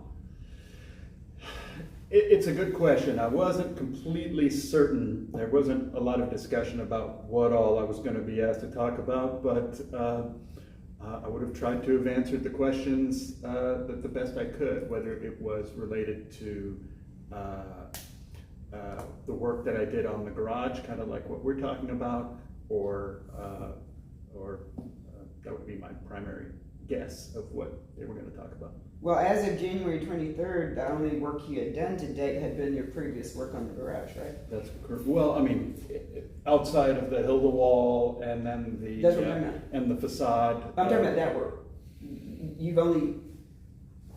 hadn't done any work, let's put it, make it clear. In 2025, you had not been retained to do any structural or design work for the park. I had not, no. So if you were called to testify about work you had done, it would have to be prior work. Absolutely. And the prior work, as I understand it from sitting here, would be the hill to wall and the hill to wall repairs, and then the design for the one generator installation on the roof. It would be the feasibility work that was done for that design, for that generator. And then also it could have been the overall condominium work that was done prior to that as well. Now, how would the overall work have anything to do with what we were talking about? I have no idea.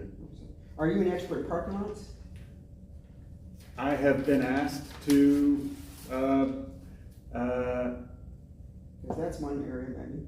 help out where I could. I wouldn't consider myself an expert on parking lots, though. Did you ever look at the Park 5 parking lot where they proposed to put the generator? I was asked to look at it related to drainage issues, and I didn't really provide any official opinions, but When was that you were asked? I don't recall. It was sort of an ongoing issue with one of the park's contractors who had done some parking lot renovation work. Who's that? A1 parking, I believe. A1 Asphalt. Yeah, the one they were trying to stiffen for blacktopping it. I don't know the exact circumstances, but there were some complaints about the workmanship that they had done and trying to get them to. Well, he'd been resolve it. retained to simply provide a blacktop. That's when you top off asphalt, you just put asphalt on top of asphalt. You're not like engineering it when you hire A1 Asphalt, are you? I don't know what A1 does. Well, have you ever been involved when they top off asphalt? I have. I've actually done it when I was like in high school. Unless you get a contract with specs in it, they just come out and put asphalt on top of the old asphalt. Yes. And we've done it right out here. Okay. So, do you know what the price was on that contract? I don't know. You didn't recommend that, or they never asked you to testify against them, did you, to say that Oh, that no. was defective? Oh, no. Because they ended up, I think on my recommendation, paying that guy. Because I told him that he had a constitutional eminent lien. You know what that is? No. Okay. A mechanic's lien? Yeah, he had a constitutional eminent lien. Do you know the difference between one and the other? I do not. Okay, well, his is quantum error, and if he gets a dime, they're gonna pay his attorney's fees, and he's gonna get a dime because they've been driving on it for 4 years by the time you got retained, right? I don't know that I was ever retained specifically for that. But you knew it was done like several years ago, right? Yeah. You didn't recommend that they not pay that bill, did you? I have made no recommendations of the sort. And they ended up paying that bill, did you know that? I did not.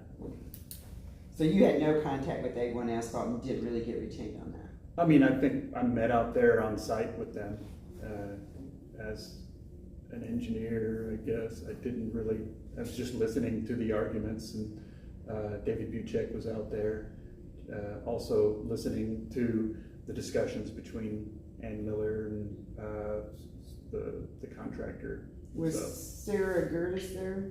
I don't recall. Do you know her? Yeah, I think I met her at that hearing on January 23rd. So you didn't know her before that? No. So you actually met with the A1 Asphalt paving guy? I did. Okay, and the question was that it didn't drain very well. Right. And I Because it think, puddled on the sidewalk. and the main discussions were of, okay, it was not related to their scope and the quality of their work. It was related to how do we get this thing to drain and what steps would need to be taken in order to make it drain. Was Shane Cook there? I don't recall. He was trying to negotiate where that guy would make some repairs and just the satisfaction of everybody. I don't recall Shane being there. What year was that you did have this meeting? Yeah. But was it in the recent past, or was it a year or two ago? It was multiple years ago. Yeah. Yeah. Maybe you weren't aware of it, but he was trying to negotiate with the guy that he would get paid if he would just like make some rivets in there so it could drain better. Okay. Yeah. And then Ann Miller was like, no, because she and Sarah Groves decided that was not a good idea. That's right there. Anyway, okay, so you didn't follow up with that. You don't know the outcome of that. I don't know what the Okay, is that the only time that you were working on the Park 5 parking lot? And do you know what I mean by the Park 5 parking lot?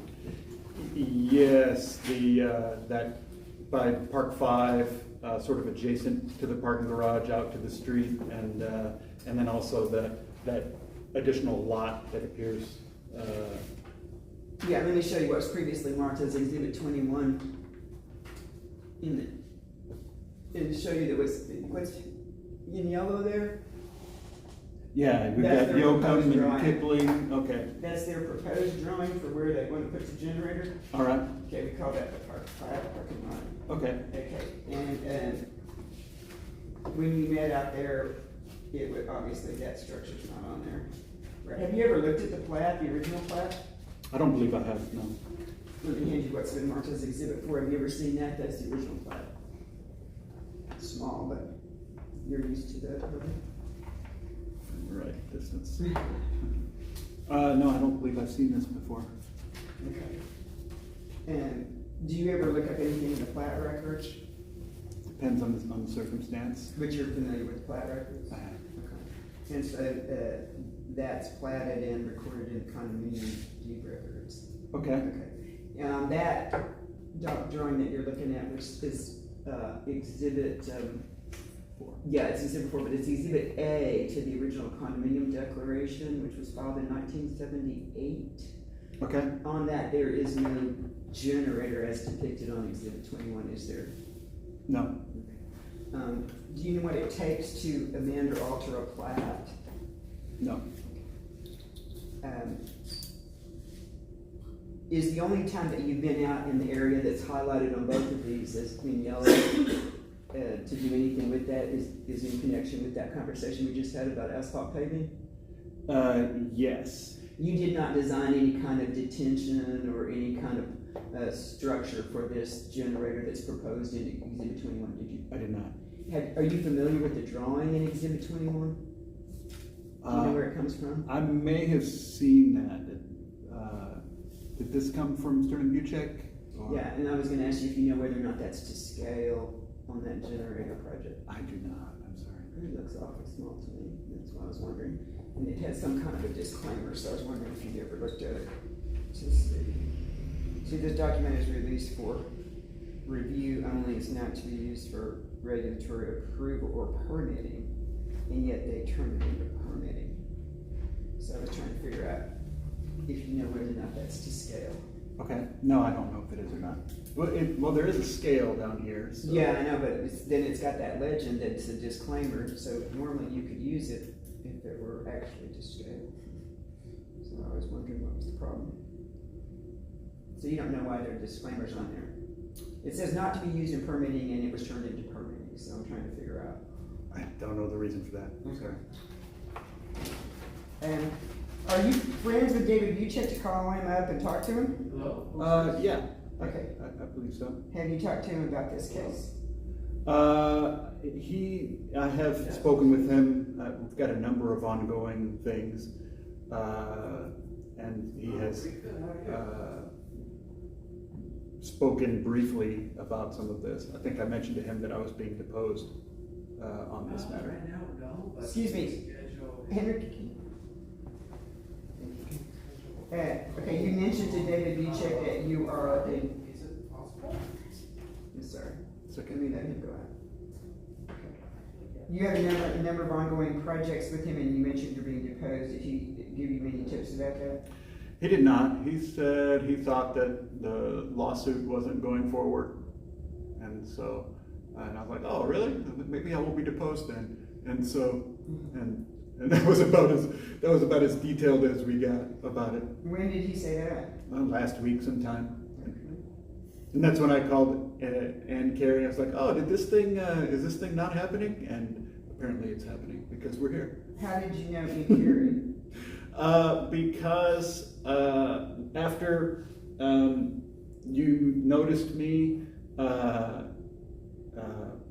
called Ann Miller and asked her sort of, hey, what's going on? I got this notice for deposition, and then she said that I should call Ann Carey. And Ann Carey doesn't represent you, does she? No. Okay. So what did you and Ann Carey talk about? Just that it was going to happen, and that there were a number of other people that were being deposed, and that we should talk the day before the deposition. So did you meet and talk the day before the deposition? We didn't meet. We just had a phone call yesterday. And what did she tell you the point of the deposition would probably be? I don't know I don't know if we talked about what she thought the point of the deposition would be, but she did say, that from the other depositions that, just to make sure that I'm answering the question that you're asking. And Did she help you put together the documents? she did not, unfortunately. So what did she tell you she thought the deposition would be about? It would be about the generator project and I anticipated the garage. I also let her know that this was a short call. I think it was less than 10 minutes or so. That I didn't have my file available from Apollo, and she goes, okay, well, do the best you can with the documents. What attempts have you made to get your file? So this wouldn't just be limited to parks. It's on a number of other things. I have tried to get a hold of Mr. Middlebrooks on. Well, let me just back this up. What attempts have you made to get information for which you were subpoenaed? I gathered all of the information that I had available to me that was within my control. With the use of a subpoena, have you ever been subpoenaed for information before that had? Apollo has? I mean, I believe so. Yeah. You've been subject to a subpoena to produce records on previous cases where Apollo refused to give you them? No, never. So, does your partner know that you were subject to a subpoena to get these records? I'm not sure that I didn't tell him, or I wasn't able to get a hold of him in any meaningful way. Did you email him? I tried to call him. Did you email him? I did not. That's something we could do then, isn't it? Okay, yes. So we could email him, and you could tell him that you were served with a subpoena to produce these documents. I could. And yes. that might unlock the gate. It's to possible. those records. It's possible. Well, since the subpoena covers you and your company Apollo, and he's part of that, it definitely should unlock that gate. I would hope so. All right, then let me work with what limited things we do have here. Do you mind if we took another quick break? No, not at all. Thank you. Because I'll use the restroom at that break. I'll let you go first. No, there's another bathroom. There's a couple more. Okay. Do we need to pause? That? Yeah, we'll We're pause off the this. record. Off the record. And I'm going to hand you a 2-page document marked Exhibit 23. Okay. Okay? And could you identify that for the record, please? Sure. This is a letter titled by Park 4 and 5 Condominium Generator Garage Feasibility, dated January 29th, 2025, by Amy, Patrick, and myself.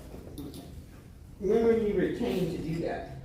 So my engagement letter was signed January 1st, 2025. But this was asked, there was some ongoing work that Amy was being asked to do related to slab designs of new generators and things. But in terms of this task, this was asked after following that that hearing that we all went to. So they were looking for some sort of letter documenting things.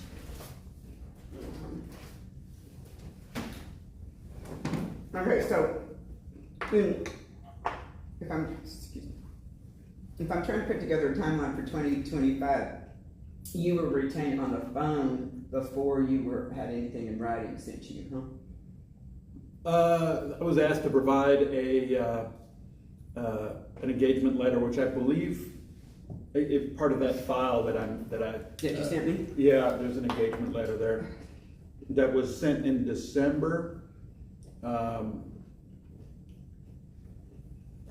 And it's just a general time and expense engagement letter. And so that was engaged, and then they asked me to be a part of this hearing, to show up for that, and then after that hearing, they asked me to provide a letter talking about the generator study and stuff.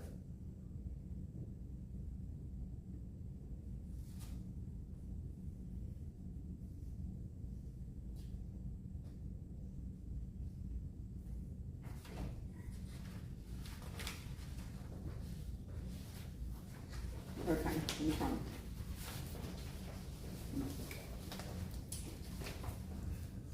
Get this straight. In the chronology of 2025, you were done with whatever you had to do with all generator stuff before that, is that right? I mean, I hadn't touched it, I hadn't thought about it in a while. That's right. Okay, so you're not connected to anymore. You get a call from Ann Miller? Yes. And Amy Patrick had been providing some interim support on the new design for whatever foundation the new generator needed to be on. for the 750 kilowatt. Whatever generator they were proceeding with at that time. So you're talking about in 2024? In 2024, yeah. Okay, all right. And she came to work with me. She quit Apollo and came to work with me, I believe, in November of 2024. Okay. And I believe that, as much as anything else, precipitated that contract, that proposal that I put together in December. Okay, so you have provided to me a proposal in December. Yeah. And that proposal is, what's the scope of work in that proposal? We will provide engineering tasks and analysis as requested and authorized by you on a time and expense basis, in summary. And at that time, you were not looking at the Humphreys deal? No. Okay. So what did you think you would be providing at Secretariat in December of 2024? For me, it was a platform for Amy to be able to provide continued engineering support as requested by Parks. Okay. And she was in fact providing actual design work in connection with that Humphreys AIA contract? I don't know if it was in connection with that contract, but it was in connection with that generator installation. So have you at any time reviewed the 750 kilowatt generator construction plans? No.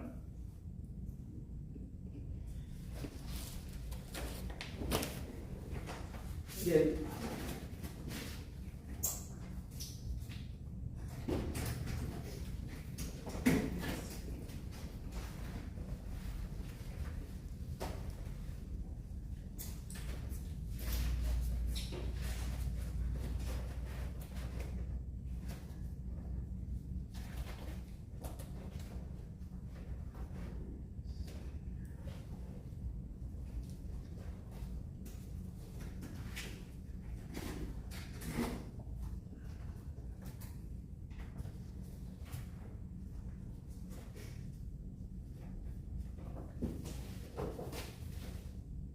Then after you did that contract, did you have to get approval of anybody at, Secretariat to have, Amy be allowed to work on that? No, she's, I have authority to engage. You're her supervising? I am. Okay. Did you, in December, at any time, go to the park property? Not that I recall. When is the first time that you've been back to the park property since you worked on projects there? This year, you mean? I believe it was for that board meeting after the January hearing, after the go have a vote meeting. Okay, so, you were there at the courthouse, you were asked to go to the courthouse in January. Yeah. And you, if I'm clear on that, you don't know exactly what you would have been testifying to. It wasn't totally clear to me, but I figured it was related to the generator project. You had not at that time offered any opinion as to whether or not a generator could be placed on the roof of the garage other than what you had done in 2021. That's correct. From the time you did that 2021 proposal until, well, start that. Okay, so when you get involved in January, have you made any site visit to the garage since then? In other words, you put all the work behind you, you're done with it work. Have you at any time gone out and made a structural analysis of the garage since 2021? When's the last time you walked the garage? That's a good question. I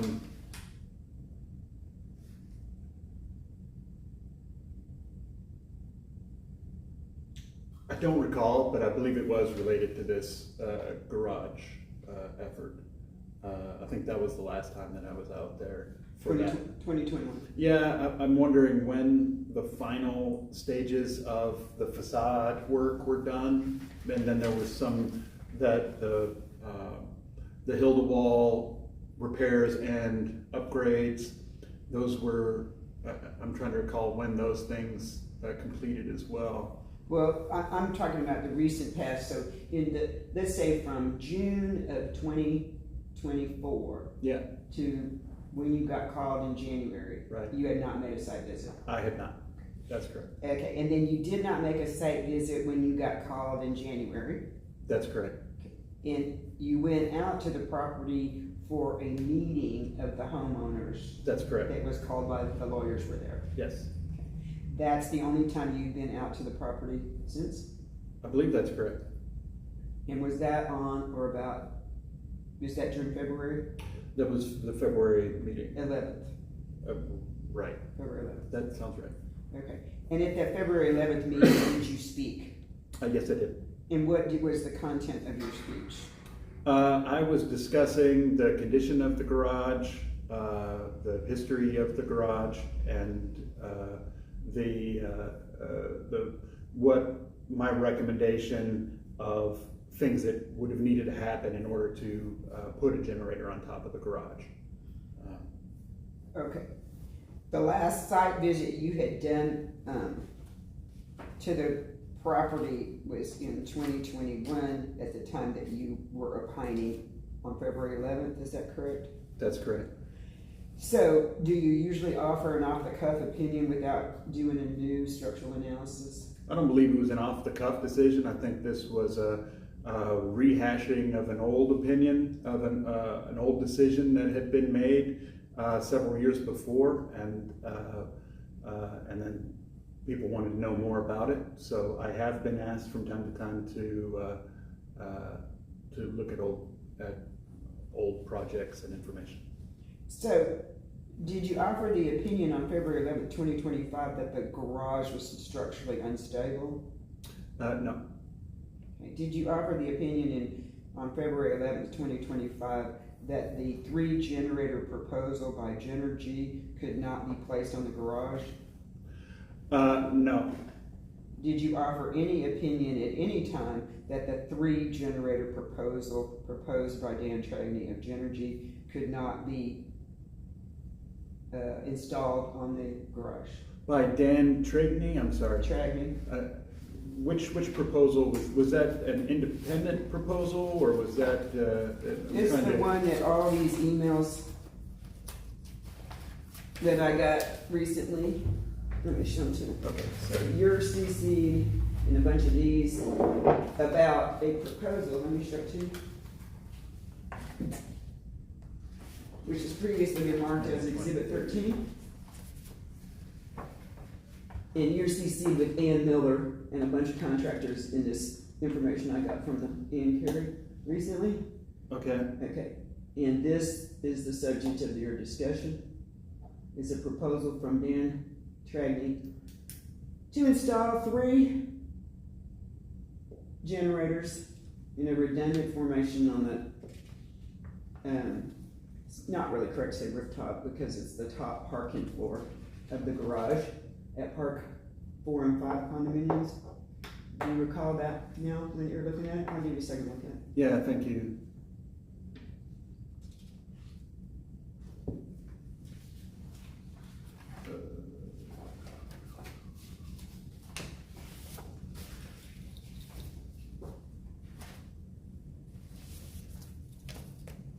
Okay, so these are the 3 250 kilowatt ones. Indeed. Okay, and this is, okay. Yes.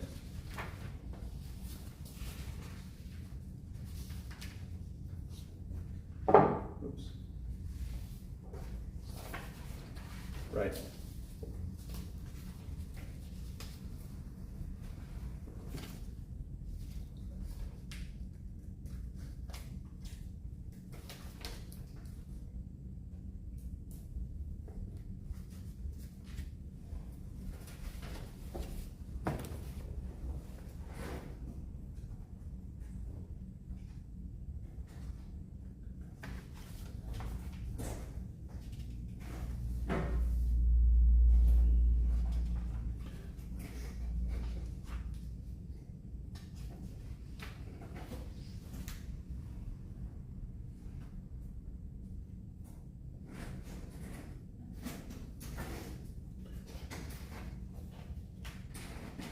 Okay, much of this correspondence wasn't directed to me, at least initially. It may have been provided me after the fact, but I see what it says.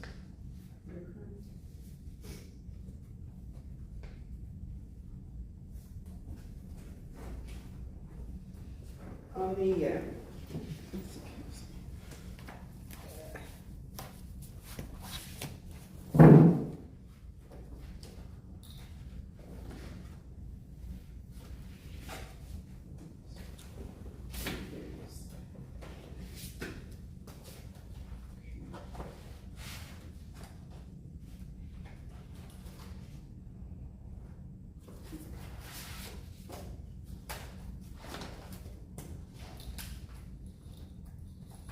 do you see that you were CC'd on stuff with Dan Tragney and Ann Miller? I'm looking for something that I was CC'd on with Dan Tragney. Here, I'll show you. Okay, thank You you. can email that back. There's a bunch of it. There's a bunch. So, let's back up a little bit. The, document that I'm handing you has been marked previously as Exhibit 15. It was attached to the defendant's pleadings as Exhibit Q Okay. to the defendant's counter petition. That's why this one is marked with the district clerk's mark.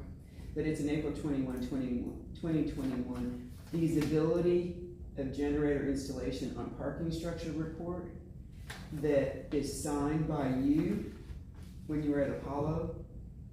And it says, "Dear Ms. Miller, Apollo BBC is pleased to provide this update to our feasibility report related to the proposed generator installation onto the roof of the parking structure for the Park 4 and 5 condominiums in Houston, Texas. And this letter documents the extent of our efforts, findings, opinions, and recommendations relating to the generator installation thus far. Okay. In that document, you designed a structure, which you can see on page 2 of Exhibit 15.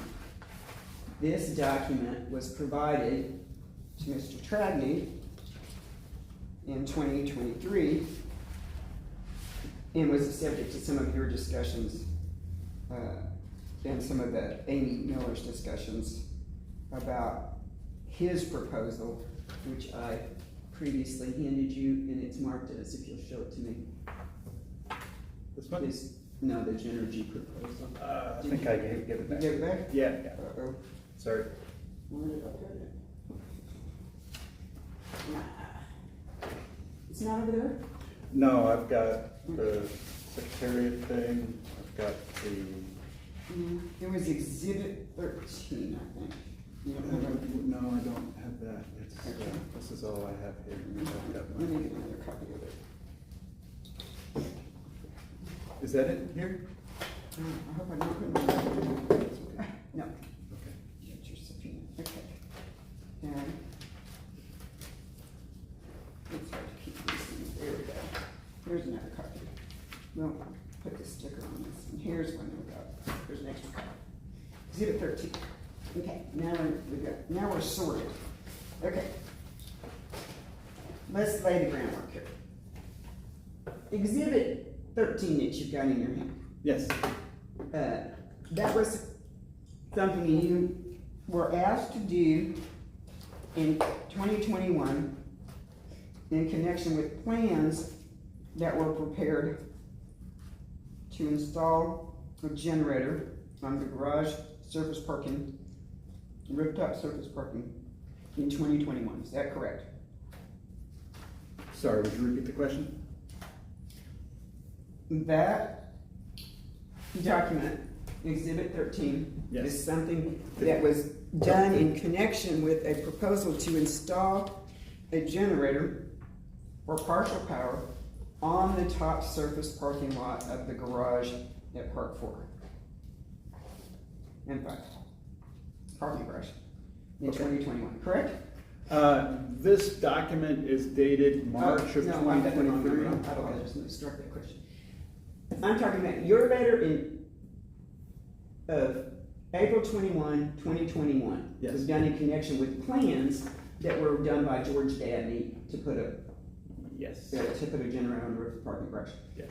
Those plans were provided to Dan Tragney, and a partial of those plans are there in Exhibit 11. Okay. Okay? Those were provided to Dan Tragney in 2023. Do you know Okay. why they provided them to him? I do not.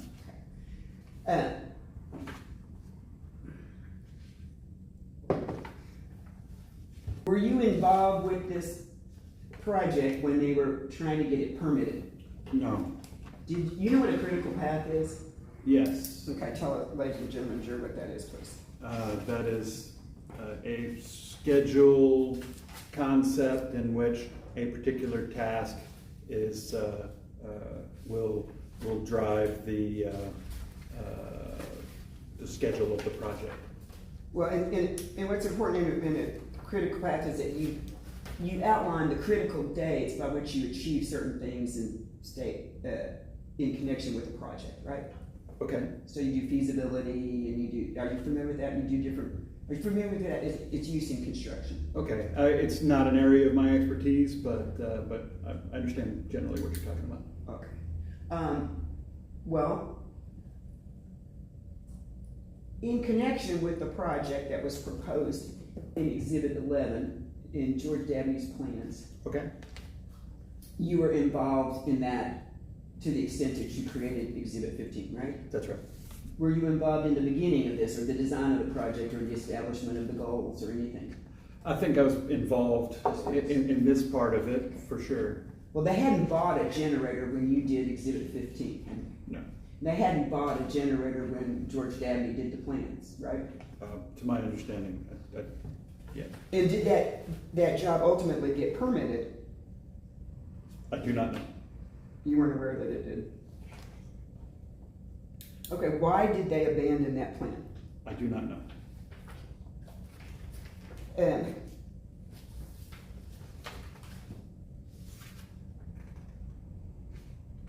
was your point of contact with respect to that deal in Exhibit 11? And Miller, primarily. The last part of this plan, Yes. that's based on your drawing, right? That is based off of Amy Patrick's drawing, yes. Okay. And that's like the last, what, 4 pages or 3 pages Yes, of Exhibit 11? yes. And that takes, in effect, the structure that was designed and is depicted in Exhibit 15, right? Yes. And has it in plan form to be submitted to the city. That's correct. Can you read on there whether or not it was submitted and approved? On here, on this, I don't believe it says whether it's been submitted or approved. And are you aware that, well, you were aware that they were gonna go forward and build that project, right? Yes. Okay. Did you know that she was talking to Dan Tragedy at the same time? Because she's emailing you about it. I wasn't aware of that. I wasn't really involved in the. So you don't know why generating you're in the discussion. loop? No, not really. Okay.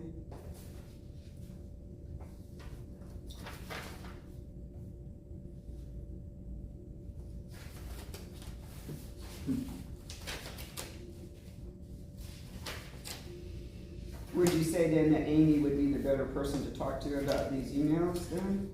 Yes, I would believe so with the, with respect to this design of her. Because, for example, I'll mark this. This is Exhibit 28.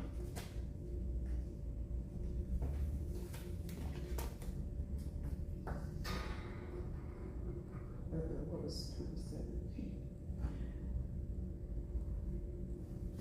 I don't have a 27. I think Okay. it's right here. I don't think I we've got entered it okay. yet. I got 26. Okay, we got it, thank you so Okay. much. Okay, thank you. Okay. All right, the,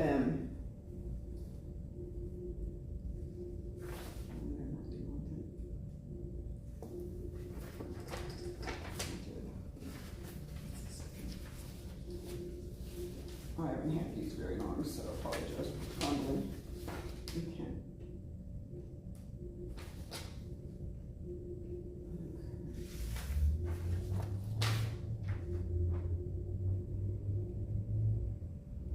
Here's an email to you, there we go. Exhibit 20, 29. Here we go. Gordon. This one says, hello Gordon and Amy, and it's March 13th, 2023. Okay. Okay, we are working with Generators of Houston to give us a bid for a fully installed generator that has the capability for full coverage. Please see their remarks below. This is in the preliminary stages, but they believe that they can get this done in the next year. You can see it would require a great deal more weight on the garage roof. I find it curious that our structural drawings, and this was provided by our MEP, has a 3,000 pound generator instead of 7,000 pound. Whatever this may be, are we going to require a new structural report before we begin? And we've been unable to get answers from our engineering firm and have been asking since last June. Thanks. So who would hurt the engineering firm that she's unable to get answers from in that question? If she's writing to you, I thought you were her structural engineering firm. I don't know that that is what she's talking about, so it seems like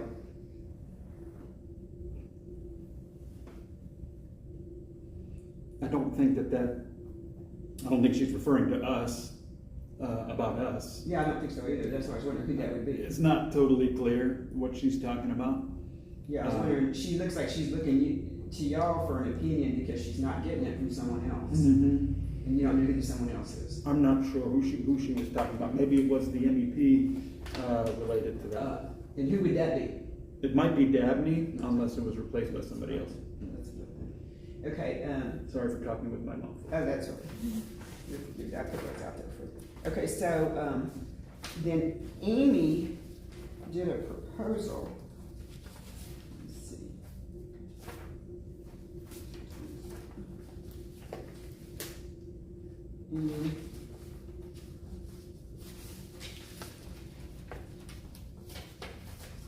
And you were CC'd on that too. Are you saying that this doesn't refresh your recollection about anything? A little bit. I think, I was, at that point, I was kind of stepping back on this and letting Amy run with the project on it, but I can try to help. Okay. This is.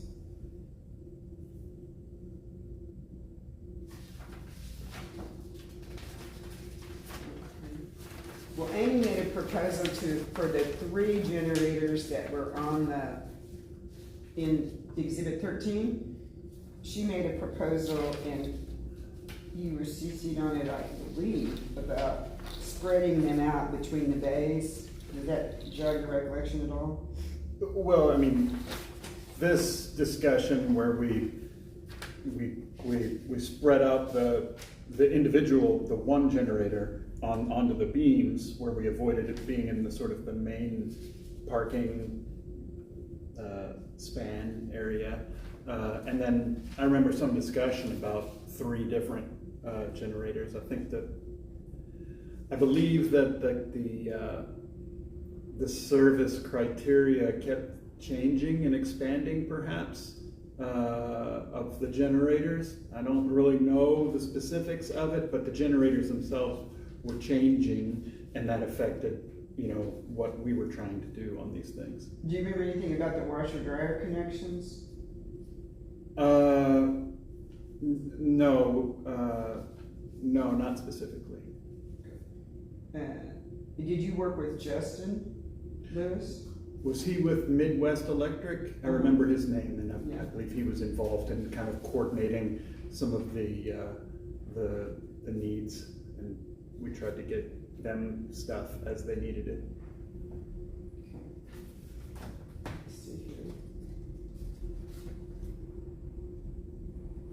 Yeah, Justin Lewis was talking about trying to get the washer-dryer connections into the bid. Do you remember anything about that? Yes, but for me, it's all I'm looking for is how much do these things weigh and how big are they is really my primary concern, and the rest of it is, they need to decide what they want and how much they want to pay, and then tell me how much it weighs. Yeah. And Amy was working with Ian and Tom, not you, apparently, right? Quite a bit. Yeah. So on Exhibit 30, we have here that it's your park documents provided by Park, and it's talking about the Dabney engineering generator updated in 2021.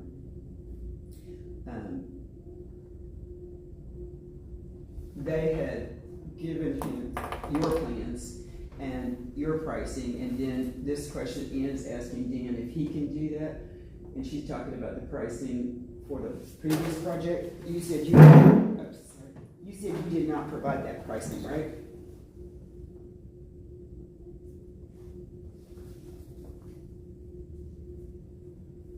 That is So, yeah, no, I don't believe that pricing, that cost came from me unless it was an engineering cost, and I don't think that doesn't look right as an engineering cost. that's a structural cost. Like an actual structural work cost. No, That was the bid on doing your Exhibit 15. Possibly from Yeah. CRX or somebody like that. And then they were trying to decide if it would be approximately 3 times that, or how much to put into the budget for putting that kind of structure down in connection with doing Exhibit 13. Right. Okay. So, all right.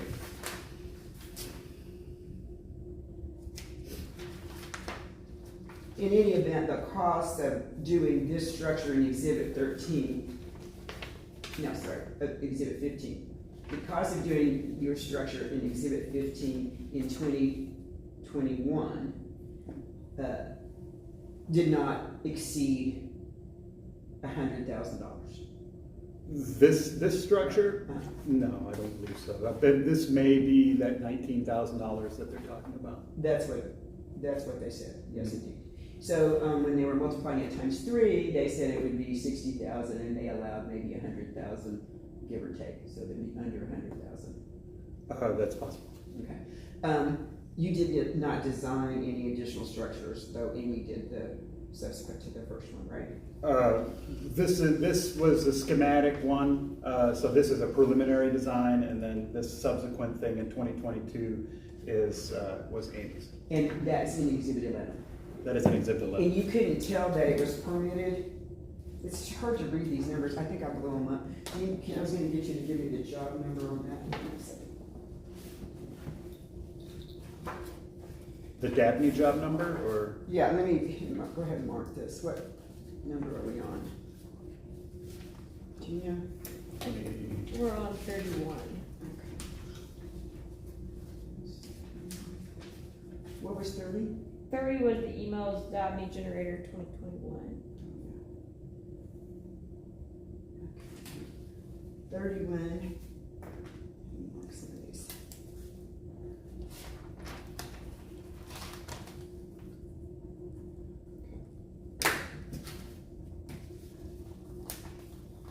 I tried to blow up the corner of that, which I think may correspond to 00785 on the part document production. Is that the same job number that you can kind of read over there?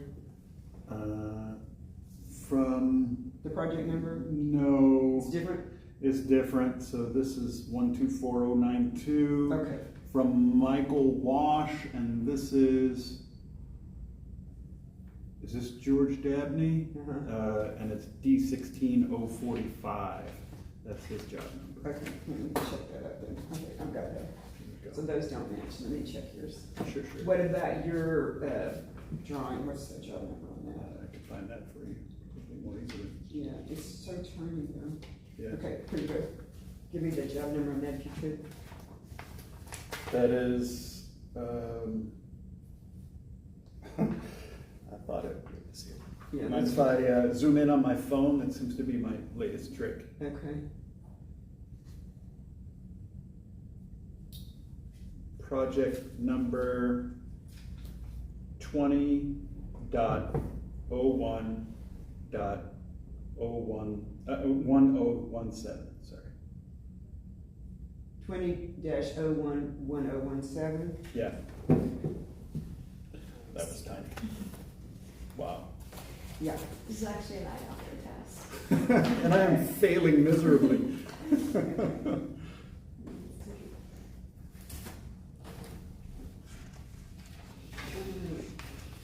Now, can you read the date on that?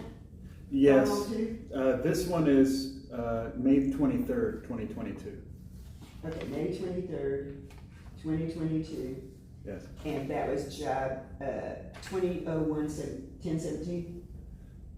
I believe that's right. I'll check again.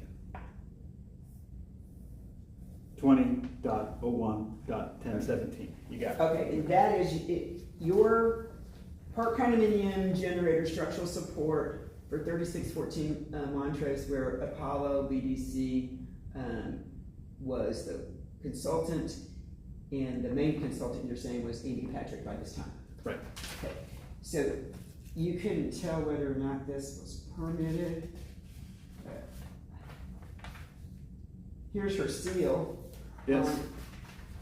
The drawing there, the seal. What is the significance of a seal? Just means that it's been an engineered document and been approved by the engineer of record there. And they're putting their reputation and their know-how behind that. That's correct. And so before they do something like that, they do the work so that they know that what they're doing is good. Sure. Okay. So what I call off-the-cuff opinions is when someone just asks you off the top of your head, like they asked me off the top of my head, what do you think their legal chances are in this case? And I usually tell them, well, my opinion is probably worth what you're paying for, but here's what I think. That's what I call an off-the-cuff kind of opinion. Okay. Ad hoc opinion. All right. Okay, have you given any ad hoc or off-the-cuff opinions in connection with this case? Not that I'm aware of. I gave opinions that were based on the best information that I had at the time, or my best recollection that I had at the moment. Okay, but as I understand it, you haven't been back out to the property to do any kind of structural analysis or any work to inquire as to the structural status of the garage since you originally worked with Amy That's correct. on Exhibit 15. That's correct. And as far as you knew when you left, Exhibit 15 provided the basis for her plan, which was attached to Exhibit 11, to install a generator on the parking garage in the, what is that, the northeast corner? At the Yes. top. Yes. Yes. And did you know that they had those plans in permitting? Okay. Did you know that?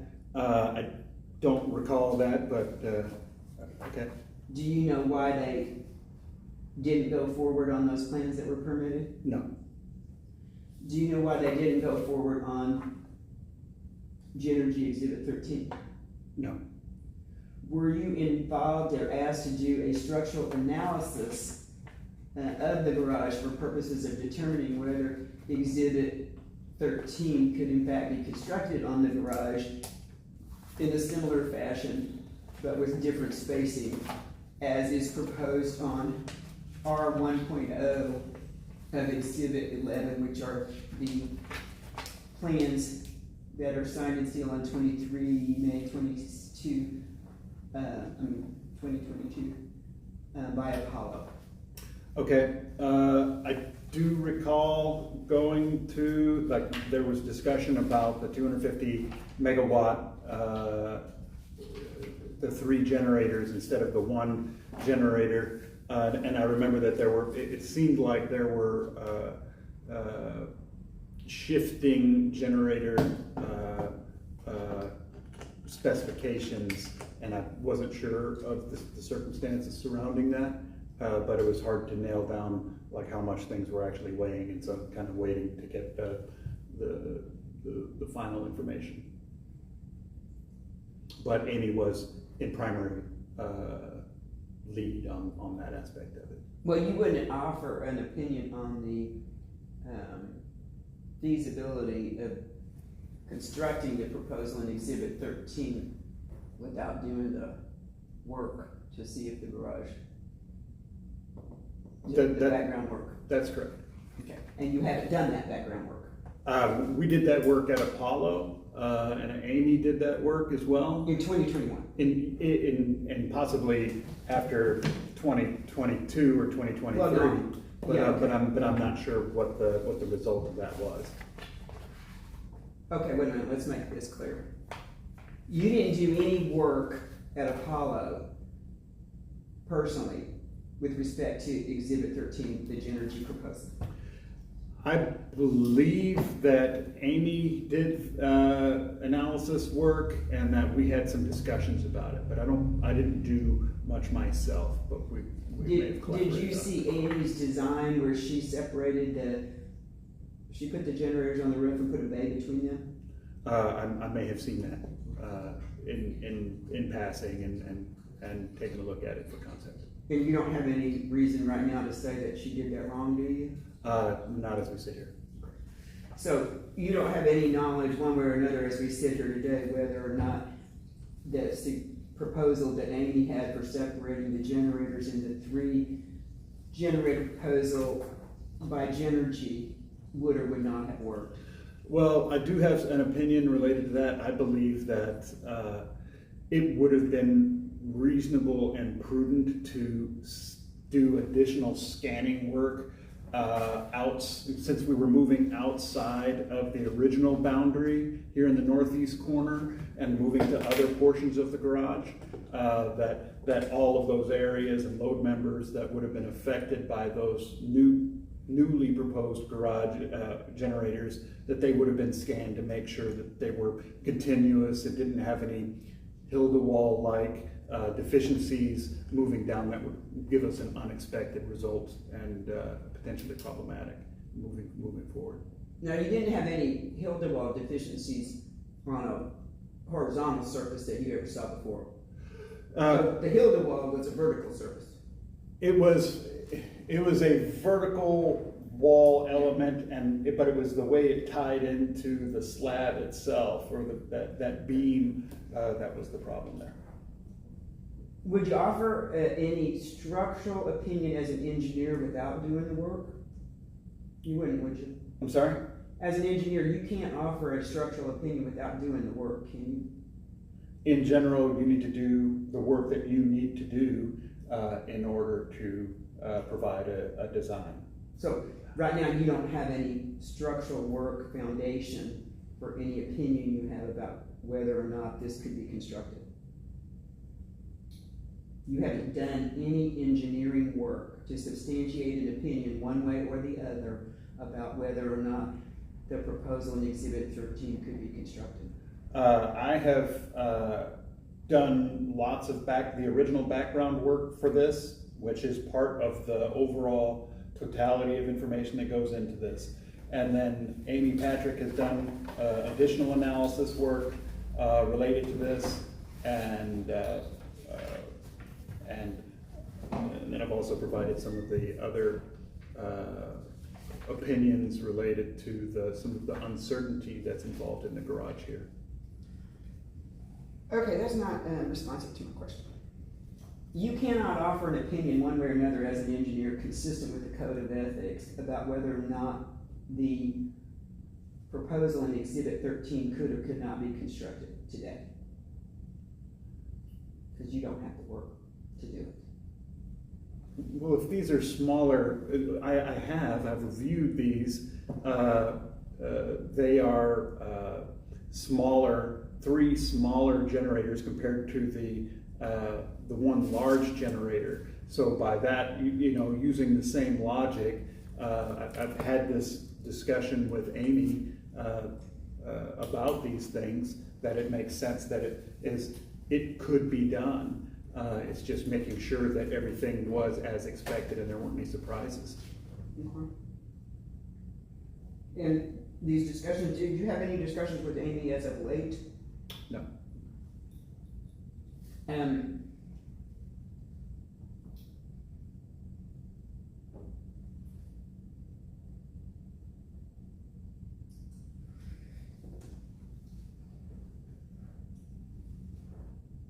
So now do you have a recollection of actually reviewing the project in Exhibit 13? I remember the 250 megawatt generators.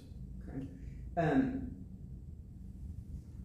Did you see Amy's drawing, or do you recall looking at her drawing for the installation of the 3 of these that she emailed?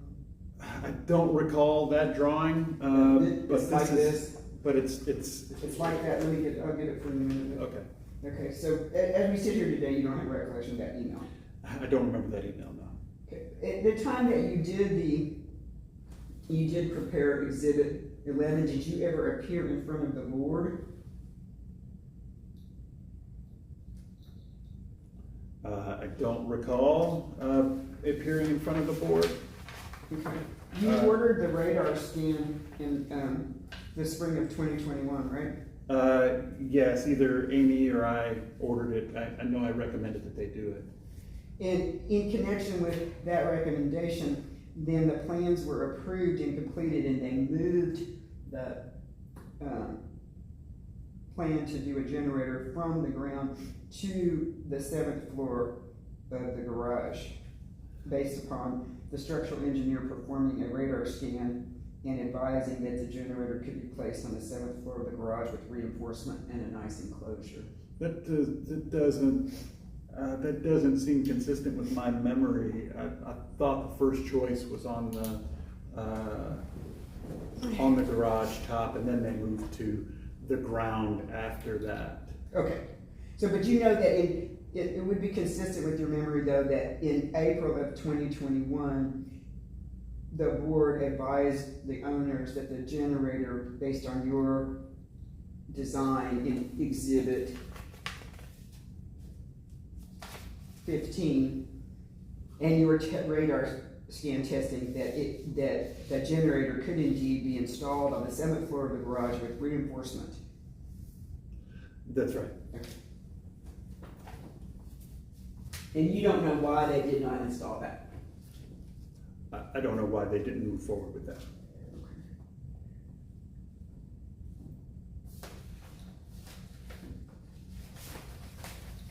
Now, let me hand you what's been marked as exhibit 27.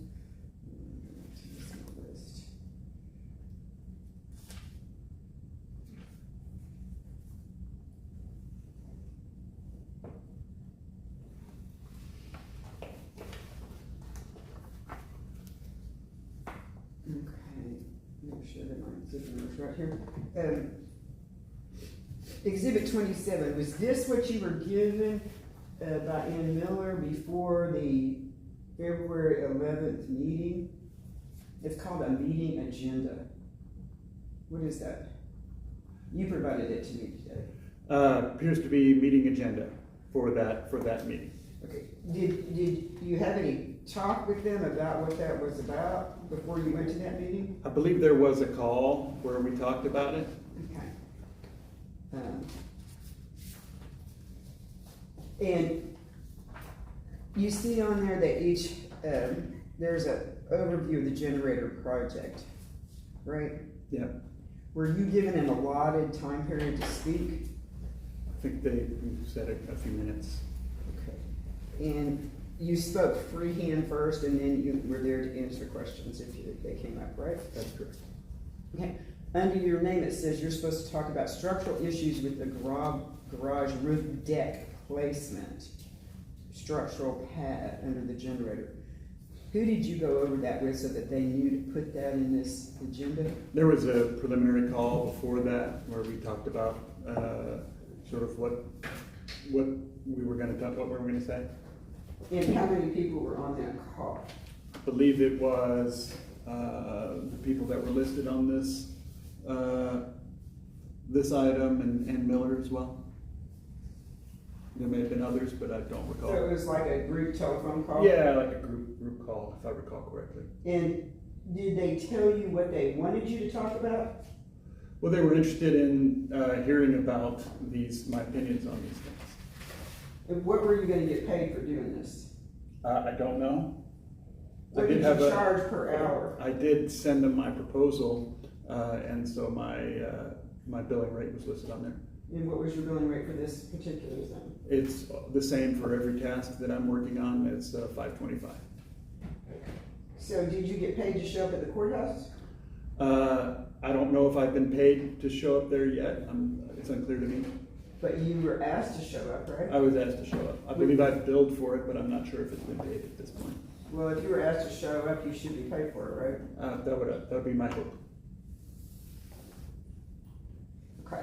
And that would be understanding commensurate with the industry, Yes. that experts don't show up for free. Right. Okay. But that hearing was in fact before Exhibit 27. Yes. Okay. So I think we've covered it. Tell me if I'm wrong, but at the hearing, nobody told you exactly what the area of inquiry was going to be. I mean, I think I understood that it was going to be about the garage and that there was there's that mosquito. Sorry. Okay. Good job. Sorry, Exhibit 13. Very disrespectful. The hearing was January 23rd. And did you go back to another hearing after that? No, just the one. Okay. So the hearing was January 23rd, and then you went to the February 11th meeting. Okay. Yep. And you listened to the whole hearing, right? Yes, I believe so. And you were called in advance and asked to attend Yes. by Ann Miller, Yes. with the understanding that you would be paid Yes. and that you might be called to testify. Yes. Did you understand that you would be called to testify that there was no way that Exhibit 13 could have been installed on the roof? I didn't know. I didn't think that I was going to be asked to say that. I don't believe that would have flown. So And you wouldn't have been able to make that statement at the time. that's correct. Okay. And you haven't made that statement today. No, And you haven't tried to make that statement on behalf of Van Miller. no. So anybody who says that you made that statement would have been failing to understand what you said. I think it would be incorrect.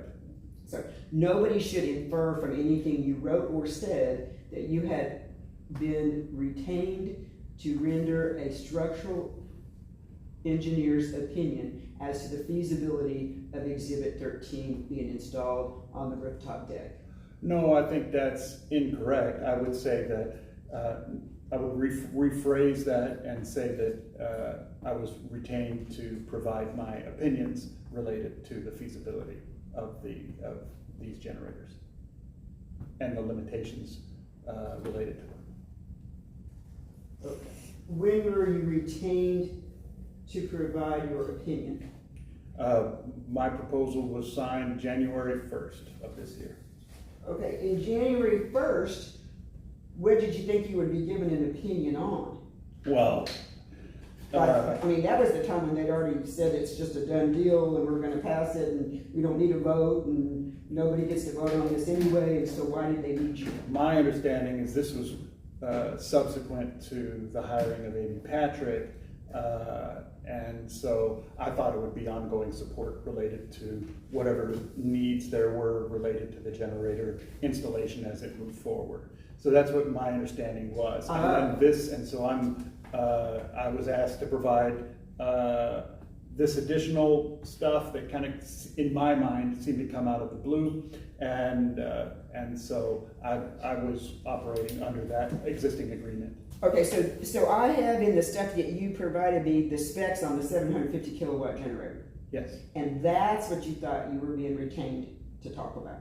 that was one of the things that I thought I was going to be asked to talk about. And that for sure, you could give an opinion probably wouldn't go on the roof. It would be a real challenge to go on the roof, that one. I'm not going to say it couldn't, it just needed, it was hard. It was a challenge for that garage. Okay. You're not an expert in pricing, you said already. That's correct. Did you ever price the cost of putting that 750 kilowatt generator on the brush? No, but we did do some pricing for additional scanning work that I thought would have been prudent and recommended if we were going to move forward with putting the generators on there. Was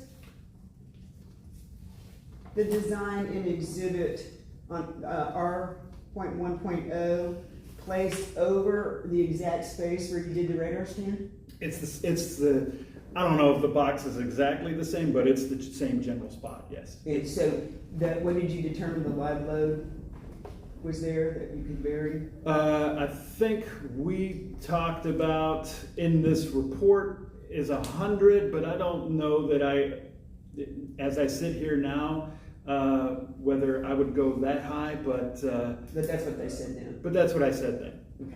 Okay. And you have not gone out and done any more since then? I have not. So did you ever design some kind of a structural support like that for the 750 kilowatt generator that's in your production today? I'm trying to recall one thing I failed to do well for this letter in 2021 was to identify which generator it was. And I believe this was like a 6,000 pound generator, this original one, and that the 750 kilowatt is more like a 12,000 plus pound generator.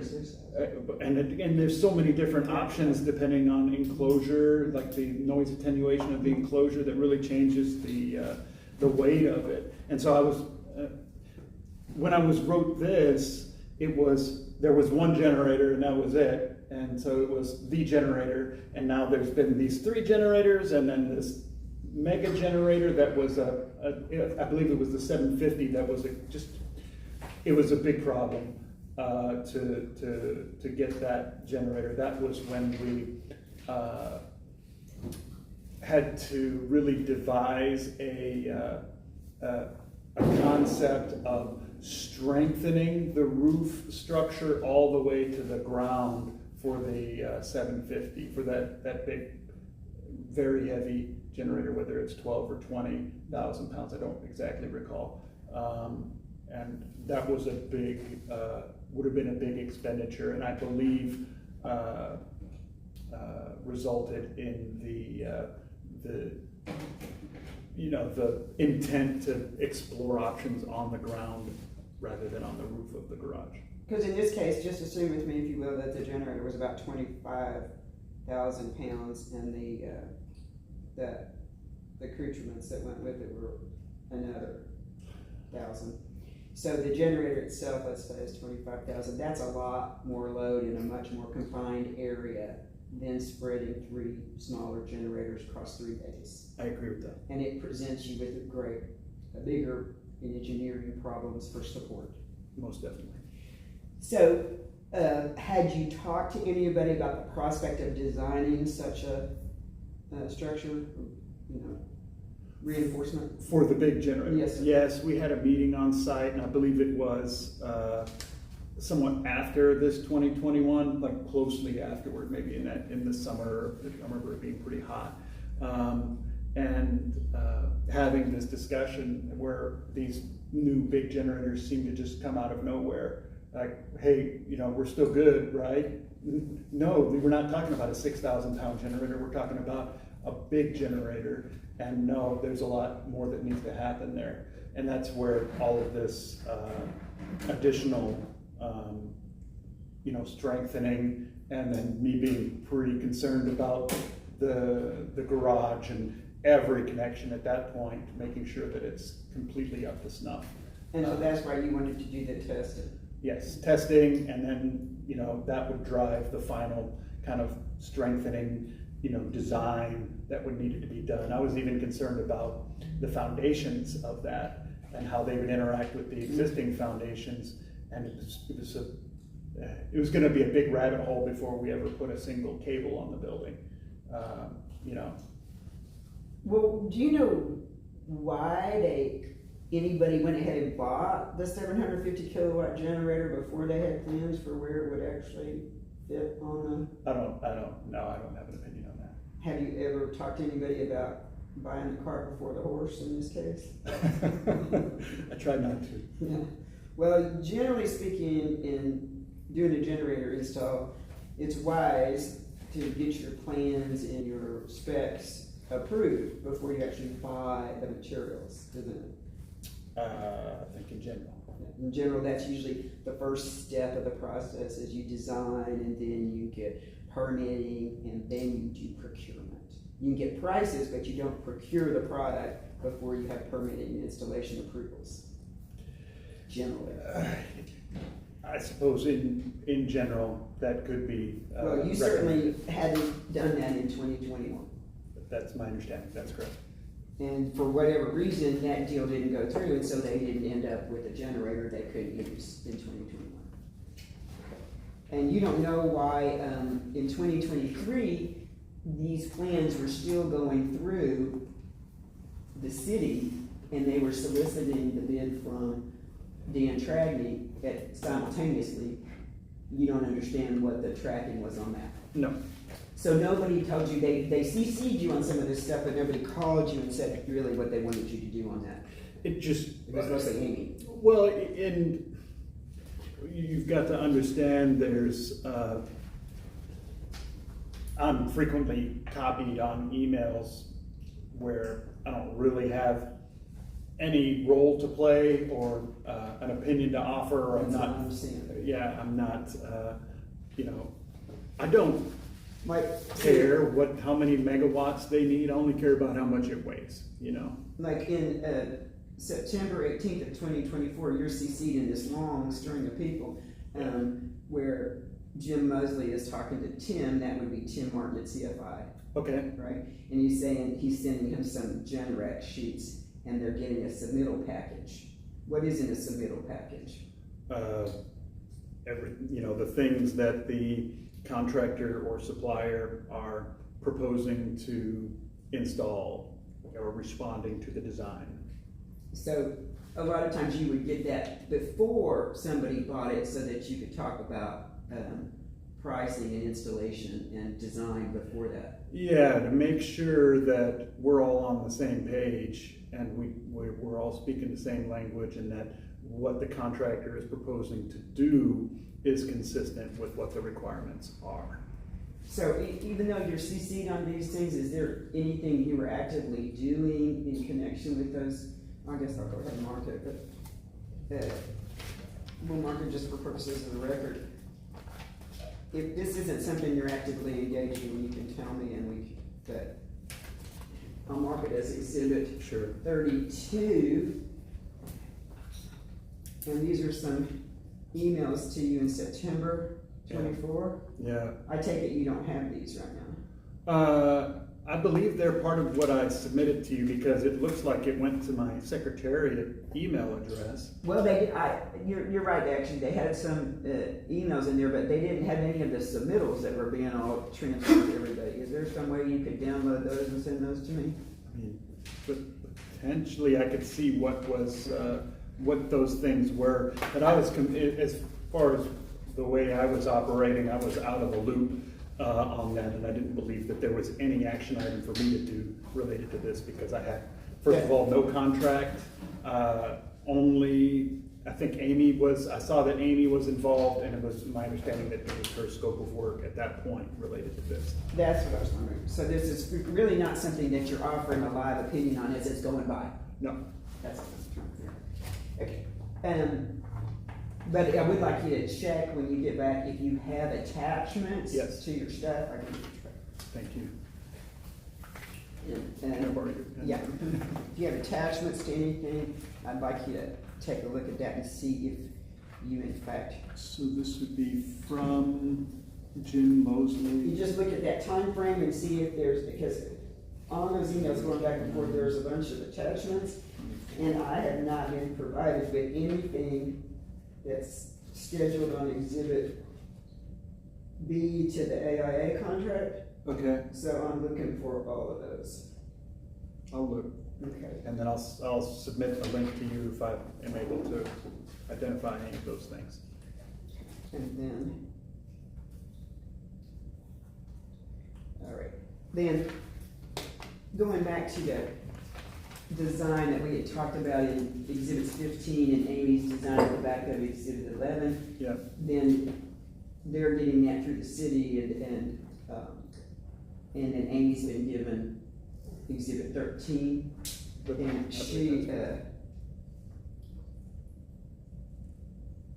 she provides this letter that I marked as Exhibit 35, and then subsequently does a design drawing where she puts the generators of A apart and provides that to Dan Trager. Are you familiar with any of that? I believe, let me recollect myself for a moment.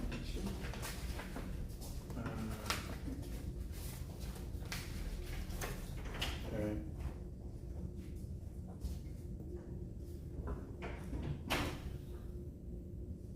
£21,000 option.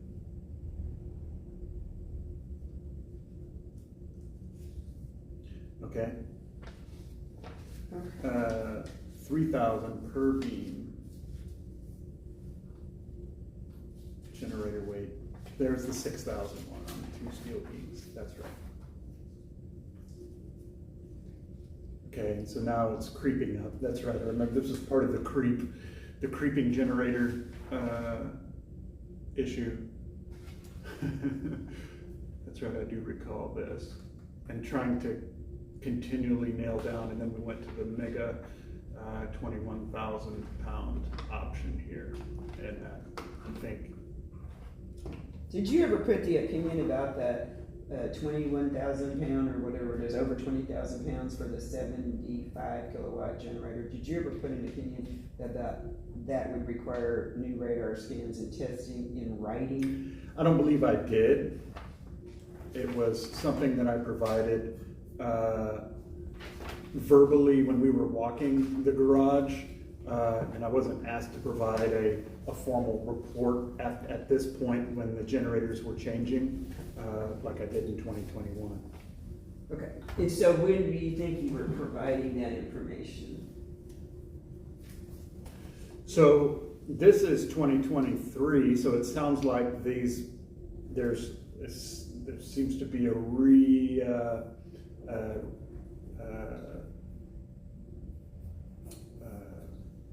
evaluating of what generators they need, or at that time, so this would have come out just before this March 2023 email. And these plans were provided to Dan Tragney and produced in his deposition on May 12th. They were provided by Ann Miller and she was forwarding them to Dan Tragney. Okay. And they actually have some dates. As I think your firm's date was 23 May 2022. Yeah. And then I think there were some even later dates there was permitted approvals were in here someplace too. And they were going back and forth about getting these through the city in their emails. Yeah. And you don't know one way or another why they shifted away from that proposal. Right, so I see here that this is still the smaller steel beam, which I believe is for the 6,000 pound generator. And then as it went to a bigger, slightly bigger, and that could even be just from like sound enclosures, it seems like, that it went up to a slightly larger steel beam for the 8,000 pound one. But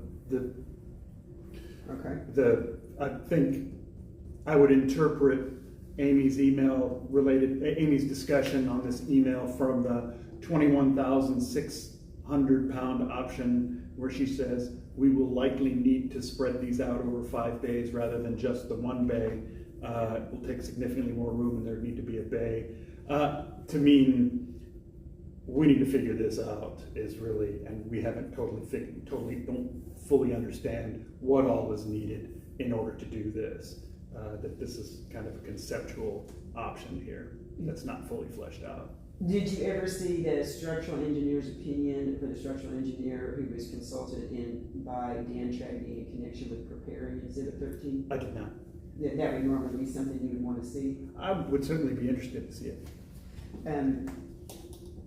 In any way, you've never been paid to come up with an opinion as to whether or not this proposal in Exhibit 13 could be installed on the roof deck parking garage at Park 4 and 5. On the roof deck, as opposed to, I think the opinion that we had was that this approach could be readily modified to fit these things, as opposed to installing it directly on the concrete, if that's what you mean. And this is a plan view, is it not? Yes. So you're really looking through the concrete.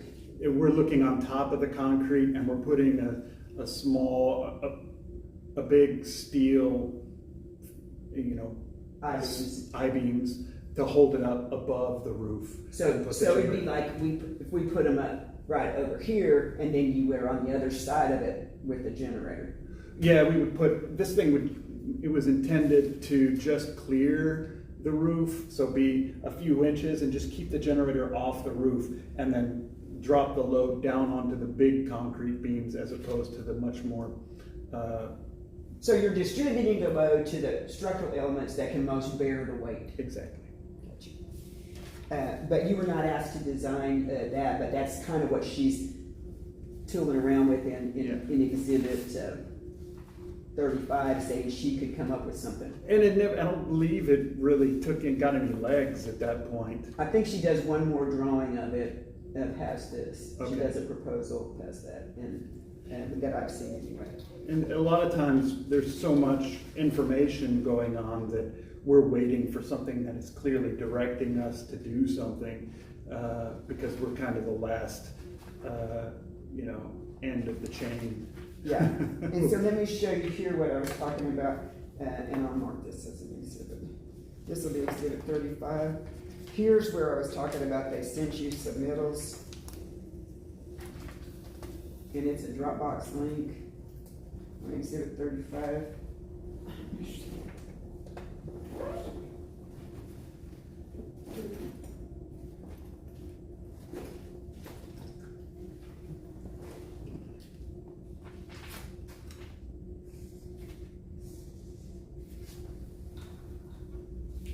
Exhibit 35. And you see how you're CC'd on that? I do. Okay. And they're still writing Apollo in there. Yep. So it's September 5th, 2024, so Apollo's still up and operational. Yep. In that time frame. And then you're CC at Secretariat. Yeah, Right. I was a little confused why they were putting me on these email lists. Right.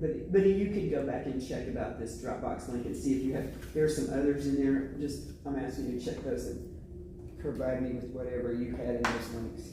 So that's again Jim Mosley. Yeah. I think that's where you're gonna find most of them, is just if you look for him. Okay. Okay, cool. And that's September 5th. Okay, then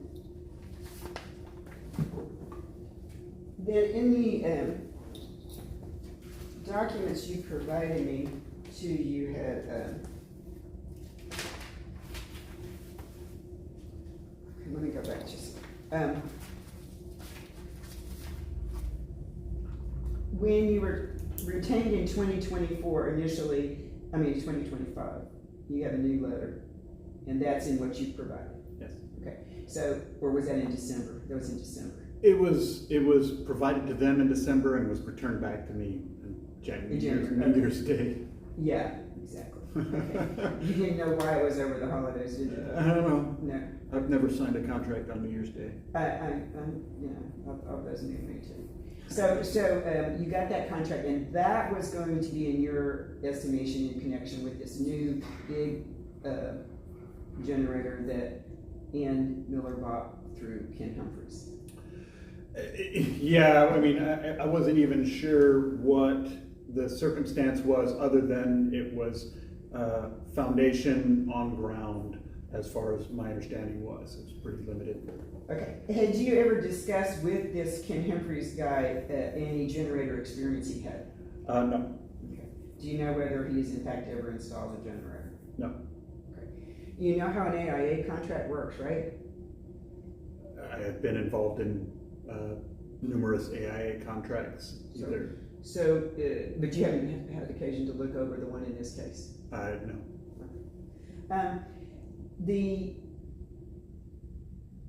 When did it morph into you, when you came to the courthouse, did you know that we were going to be talking about this proposal, Exhibit 13? It wasn't totally clear to me. I thought that I would be discussing most putting the larger generator on the roof and my limitations and hesitations regarding that. Okay, so if we were talking about the 750 kilowatt generator, and you were saying, where's a better place for it? On the top of the parking garage, or, can you hand me the plot plan there? Yeah, those two.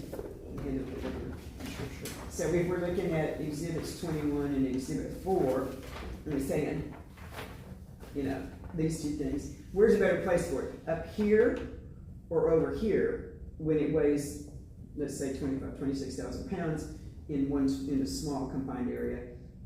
Of those two, you'd be comfortable giving an off-the-cuff kind of opinion? Yes, that I think putting it on grade is a much simpler and much more cost-effective solution than putting it up on top. I think if you put it up here, it would potentially cost, hundreds of thousands of dollars, to strengthen, to study for engineering, to get that thing to work up there. I think it would, before you even put a generator up there.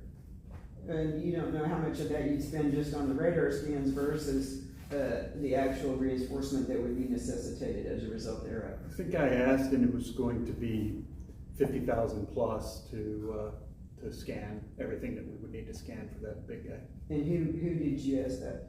I believe it was, the original radar scan was radar view, but they don't exist. I believe it was GPRS, possibly. Okay. One of those two. And that's before you ever spent the money on the generator. on that. That was just to get to the point where, I would feel comfortable recommending putting the generator, that big one up there. Yeah, that's the kind of thing that could have been done in advance before buying a generator, for example. If you were planning to put it on the roof, yes. Okay. So, do you have any truck one way or another about whether it's on the roof or on the ground in terms of for the people, like for the homeowners? I kind of like the idea personally of it being on the roof, but as long as it's not a giant generator, and I worry a little bit about the age of the garage and some of the uncertainties of it.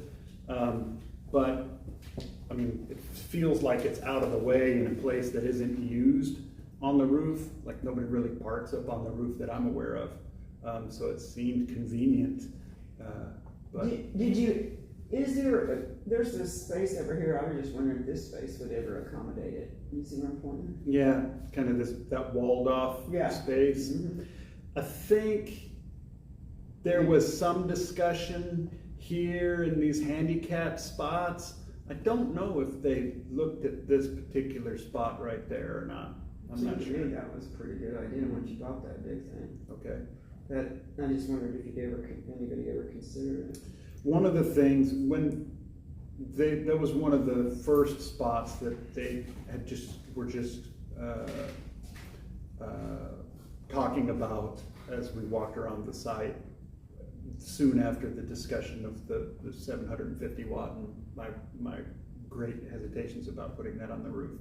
Was down here, I thought that this 750 was big enough that I would worry about interactions of the foundation between the generator here and the building garage right there. The vibrations? Just loading soils right next to already loaded soils, and I'm worried about that a little bit.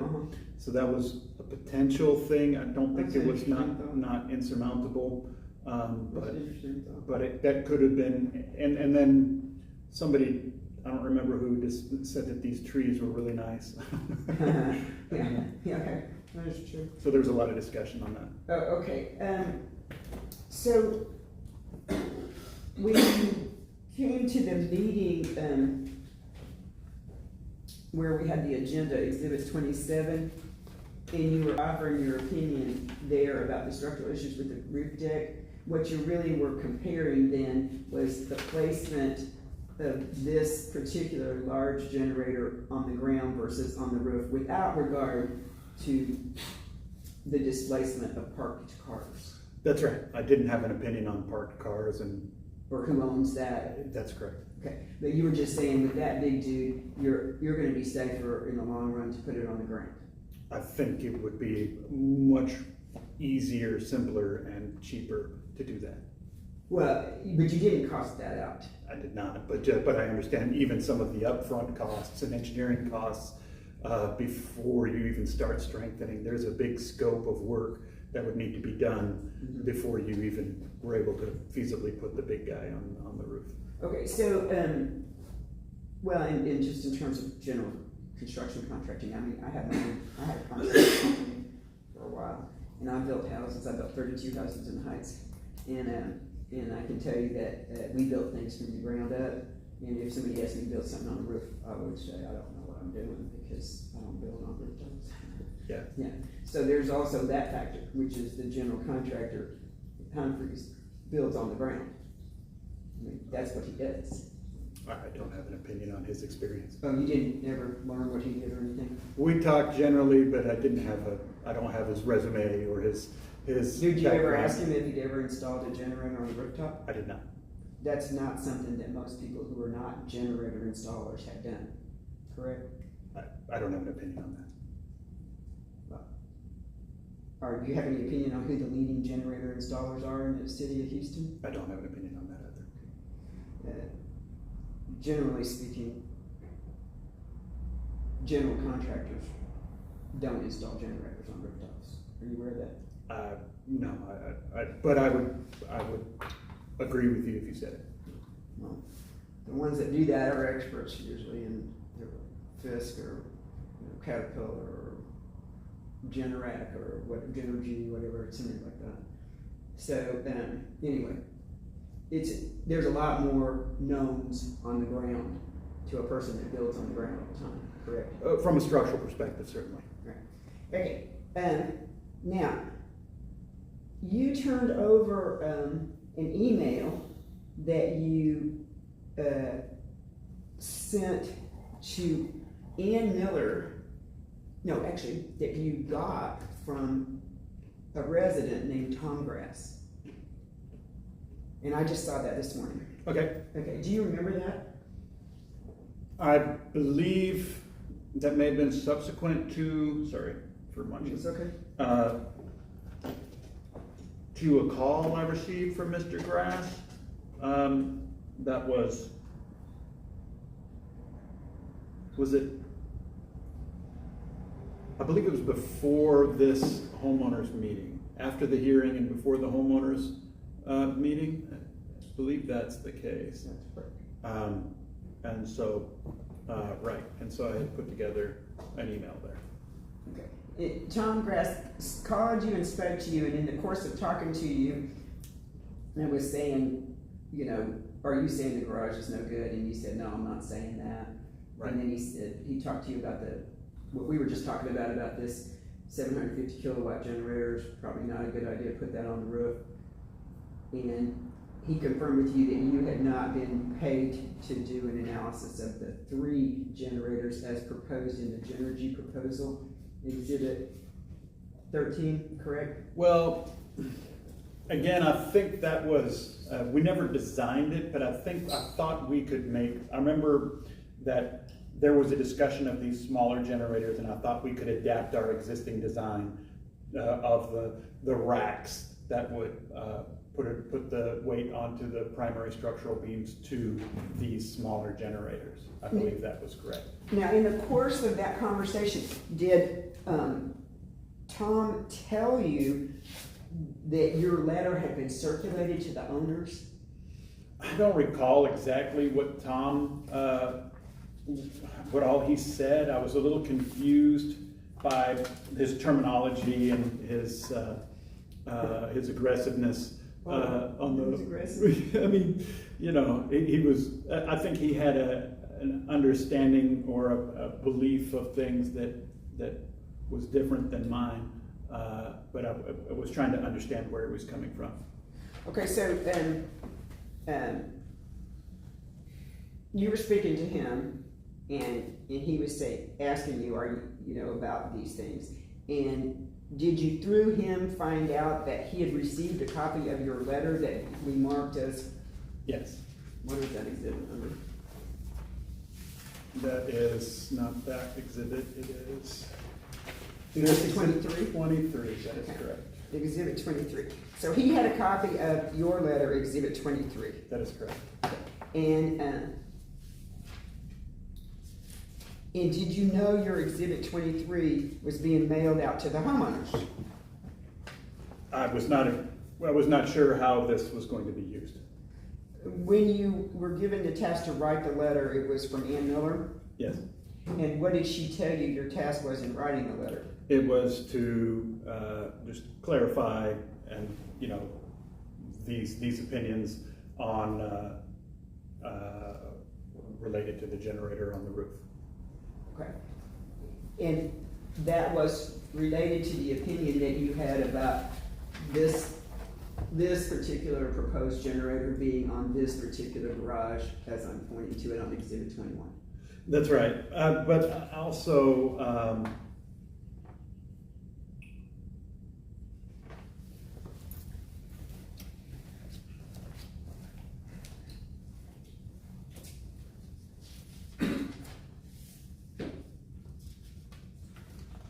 right.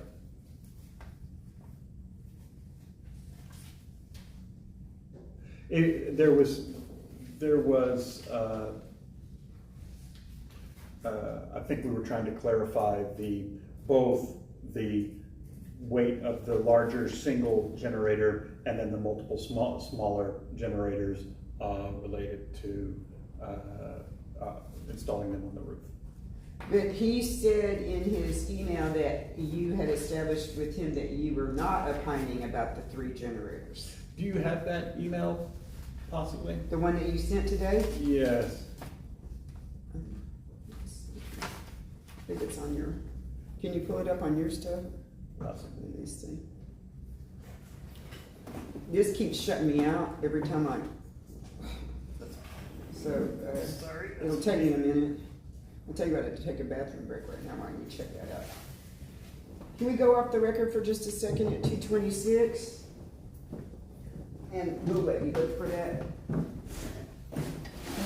That's Tom Grass. Yeah, Tom Grass, and you sent that this morning, but I Okay. had a hard time. At Go 2, ahead. yeah, back on the record at 2:40. In that little break we took, did you have a chance to look for the letter we turned out from Tom Grass? Yes. Okay. Does that refresh your recollection as to what was going on at the time? Whether or not, I believe I asked you, did you know whether or not your letter, Exhibit 23, was being circulated to the homeowners? Clearly it was as of that phone call. Okay. It was not written with the intention that it be circulated to the homeowners, was it? I didn't have a specific intent other than to clarify things. Okay. Well, I need to know more importantly than that. Were you aware it was going to be circulated to the homeowners at the time you wrote the letter? I'm not sure if it was intended to be circulated, but I mean, I was aware that there was a possibility that it could. Okay. Let's talk about that for a second. You'd already gone to the hearing.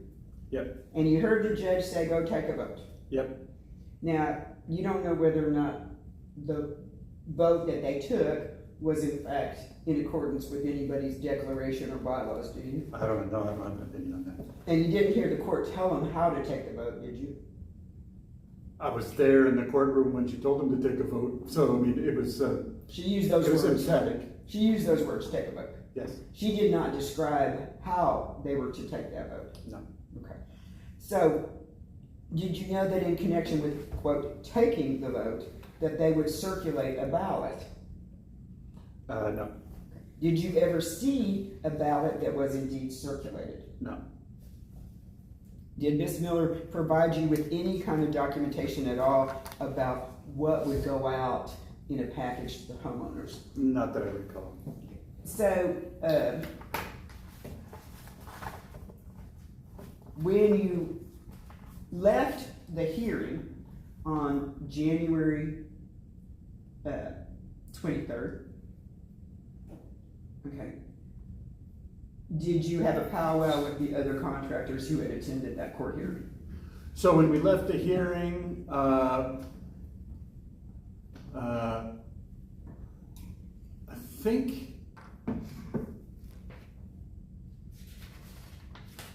I think we had lunch. It may have been that same day of the hearing, now that I recall. It was the same day, and I had met Ken. He sat next to me. We were kind of in the back of the peanut gallery there, and he sat next to me, and I was like, oh, Ken, we're having lunch after this. And I didn't even realize that he was invited to that hearing too. And we all met at at our ill-fated Fogo de Chao after that hearing. So that was January 23rd. Oh, excuse me. That was the same day? I apologize, that is unbelievable. You actually went from the hearing to where some guy just died? Yes. Oh my God, what a terrible day. No. Strike that. And I just can't believe that you went to that after that hearing. Well, that would be quite memorable. So all of you guys went to that.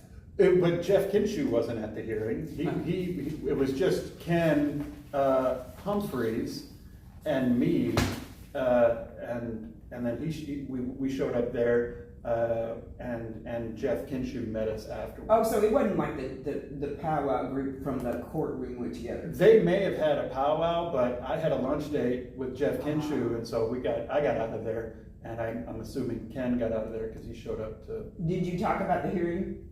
I mean, I think in general terms, we're like, wow, that was interesting. I've never been a part of anything like that before. But in general terms, yes. Okay, and did you talk about what your guys' role was there at the hearing? I talked about what I had done in the past in terms of the feasibility on the roof and you know, that we had done some design stuff for some of the smaller generators. Did Ken Humphreys tell you how it was that the park ended up with a 750 kilowatt generator? No, that's still a bit of a mystery to me of how we ended up there. Yeah, that's kind of, you know, that's a mystery to me. It's like, have you ever heard that joke about what's a camel? It's a horse made by a committee. So I'm just wondering, does anybody in the whole group of people that were involved in this take credit for, or is the person who can say, yeah, I'm the one that said it ought to be a 750 kilowatt generator? It's certainly not me. At that luncheon, did you receive a task at that luncheon or any kind of idea that you'd be working further on this? No. Okay. Sometime between January 23rd and January 25th, I believe is your date of your letter, right? 29th. 29th, sorry. And you got a call from from Ann Miller. Yeah, it was a call or an email that Do you have I it? would Can you find have it? provided. 29th. Sometime between January 23rd and January 29th, do you have any contact information from Ann Miller? Yeah, that's a good question. I will look.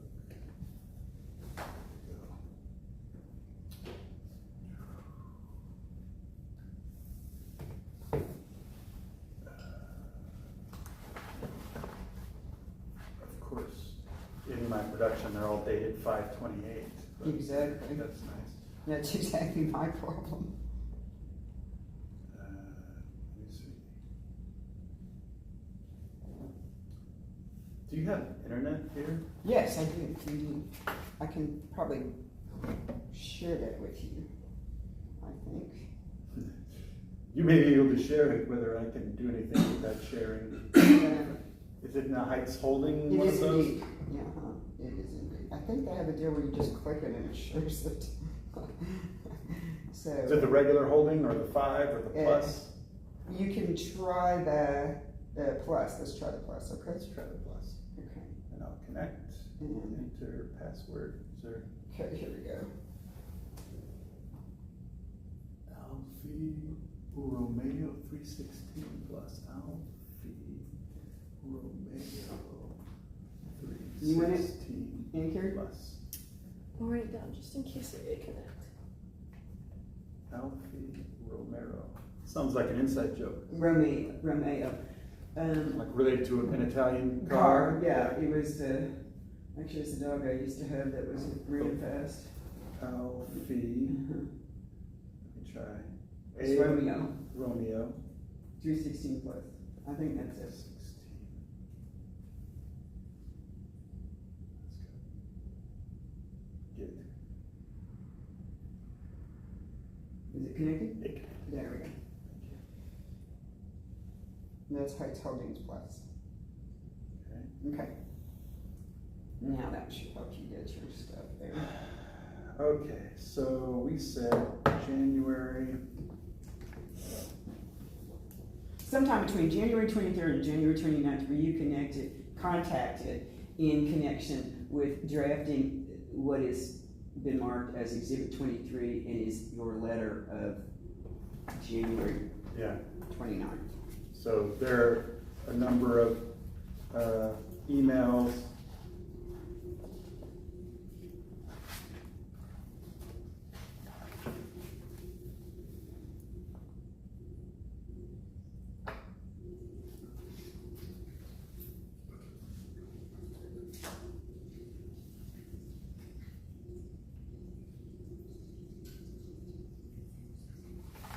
Could you let me look at those?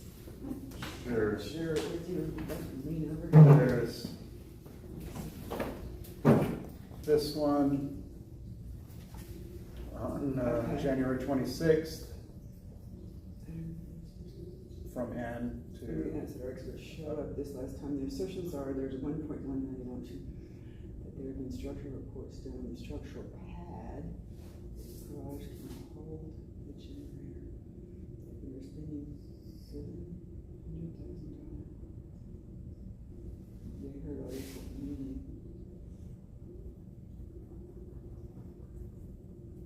Okay, that's the first one? first one, Okay. here is, that I responded. On January 28th, you 28th. wrote, "Hi, Ann, we did some radar for both the generator study and the Hilder wall, if I remember, but we ended up applying the cost to do radar to all the similar Hilder walls just to repair them. We would need to do around 25K of additional radar before we could finalize the garage strengthening design." Gotcha. Okay, And then this one's with Amy, and Patrick, so she's existing there. and she's on that. What does she say there? This is This one, what is it in? 234, so that's the first Yeah, one. that's the first one. Please see the attachment updated in email. And then what is the attached? Letter, park generator, garage. That might be. That's your new, that's That's your letter. 23. So who drafted that? Amy and I together. I see, her name's on there too, gotcha. Okay, so that's the one where she's sending that. Where's the one before that where they're talking about what they want in it? Cause that's 129, that's the date of the letter. I think there's another one below there. There we go. That's 126, there we go. So, of installing the generator. Okay, so let's open that one. That's 126.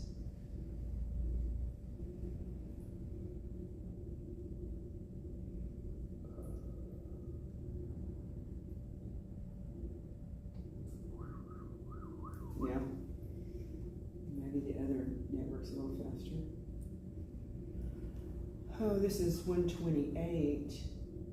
Let me see. Yeah, let me zoom. Okay.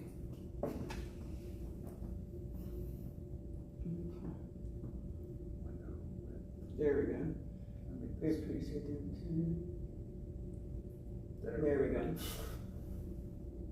Okay.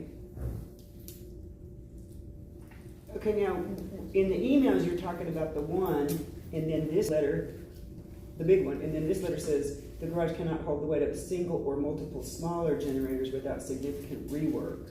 Right, and that's We the need to same. add that. That's the same text in here. Yeah, that's the final letter. This And is a draft. This is 28. Yeah, and so it's there. It's Yeah, in I there. just wondered when, well, if you go to her email, she's just talking about the big one. She just says the big one. Well, I mean, that's what attached to. That's what this letter is attached to. Okay, let's go back to her and let me see if I misunderstood that. Do you think that matches this exactly? I think we changed. There was a change that she referred to. I don't know what all the changes were, but I think it was related to email. I don't know if I got that. Can you forward me that? I'll let you know email. Sure. You can do it to this one.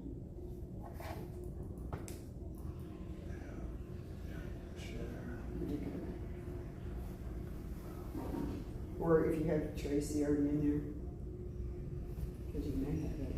Yeah. It's this one if you already have it in there, which I guess you do because you sent me that stuff. Tracy at Outlook? Yeah. Mhm. Or That's good. and we've got Conwell Law. Okay, do that one here. Okay. Okay. Letter. Yeah, just forward me that Amy 128. change. Okay. Okay. Okay, let's see.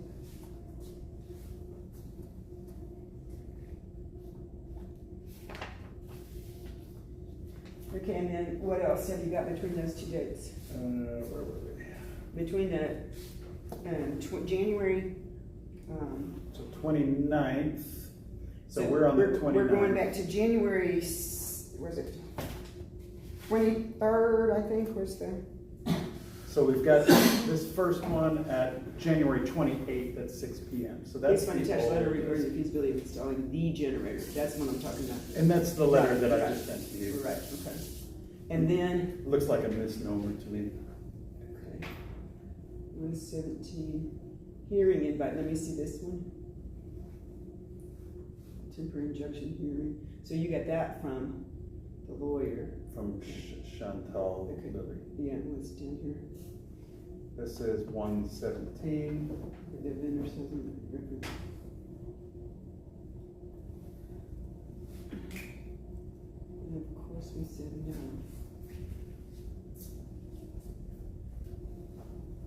Did you send me that? Yeah, Okay. it's in that same list. Now, this says noted that his quote has $1 million in exclusions. Do you have anything to do with that? Did you jump in on that at all? No, Okay. no. Okay. Then, that's nothing. Yeah, that's her long, it's just, let's look at this. Could you please attend, no, send the hearing information? So they've asked you to go to the hearing. What about this one here? Here you say we'd like to have Ken input. That's where they added you. Okay. So that's about the 17th. That's the date of the hearing, isn't it? No, it's 23rd. Yeah. Okay, and then this one, Back from, view check, Matt's information, his fee structure. Okay. What's this one? Okay, that's trying to make a meeting for Friday afternoon. Did you make that meeting? I don't believe I did. I didn't have a contract and I didn't believe, I Okay. don't know why it's turning into spaghetti Yeah, here. boy, it is. Good work for you. Okay, so this one where you say project update. Let's see, can you go down a little bit further and see if we scroll down, how many more you got? 2024. Okay, so it jumps from September to, well, now this is November. November is a meeting that you didn't make. I don't believe so. Okay, so then it jumps from November to December, and that's just about invoicing you, right? This is Sending Matt Mayor's information, something about invoicing Apollo. Park. I don't know why. This is- Maybe because you've sent a contract. And I don't know what that is about. Here it so- is, right here. Is this? So let's see what this is. 1214. This is your Apollo thing. Yeah, this is related to Amy's work. There we go. That Foundation design. I didn't have any part of because I was Okay. not at Apollo anymore. Can you send me that though? Certainly. Okay.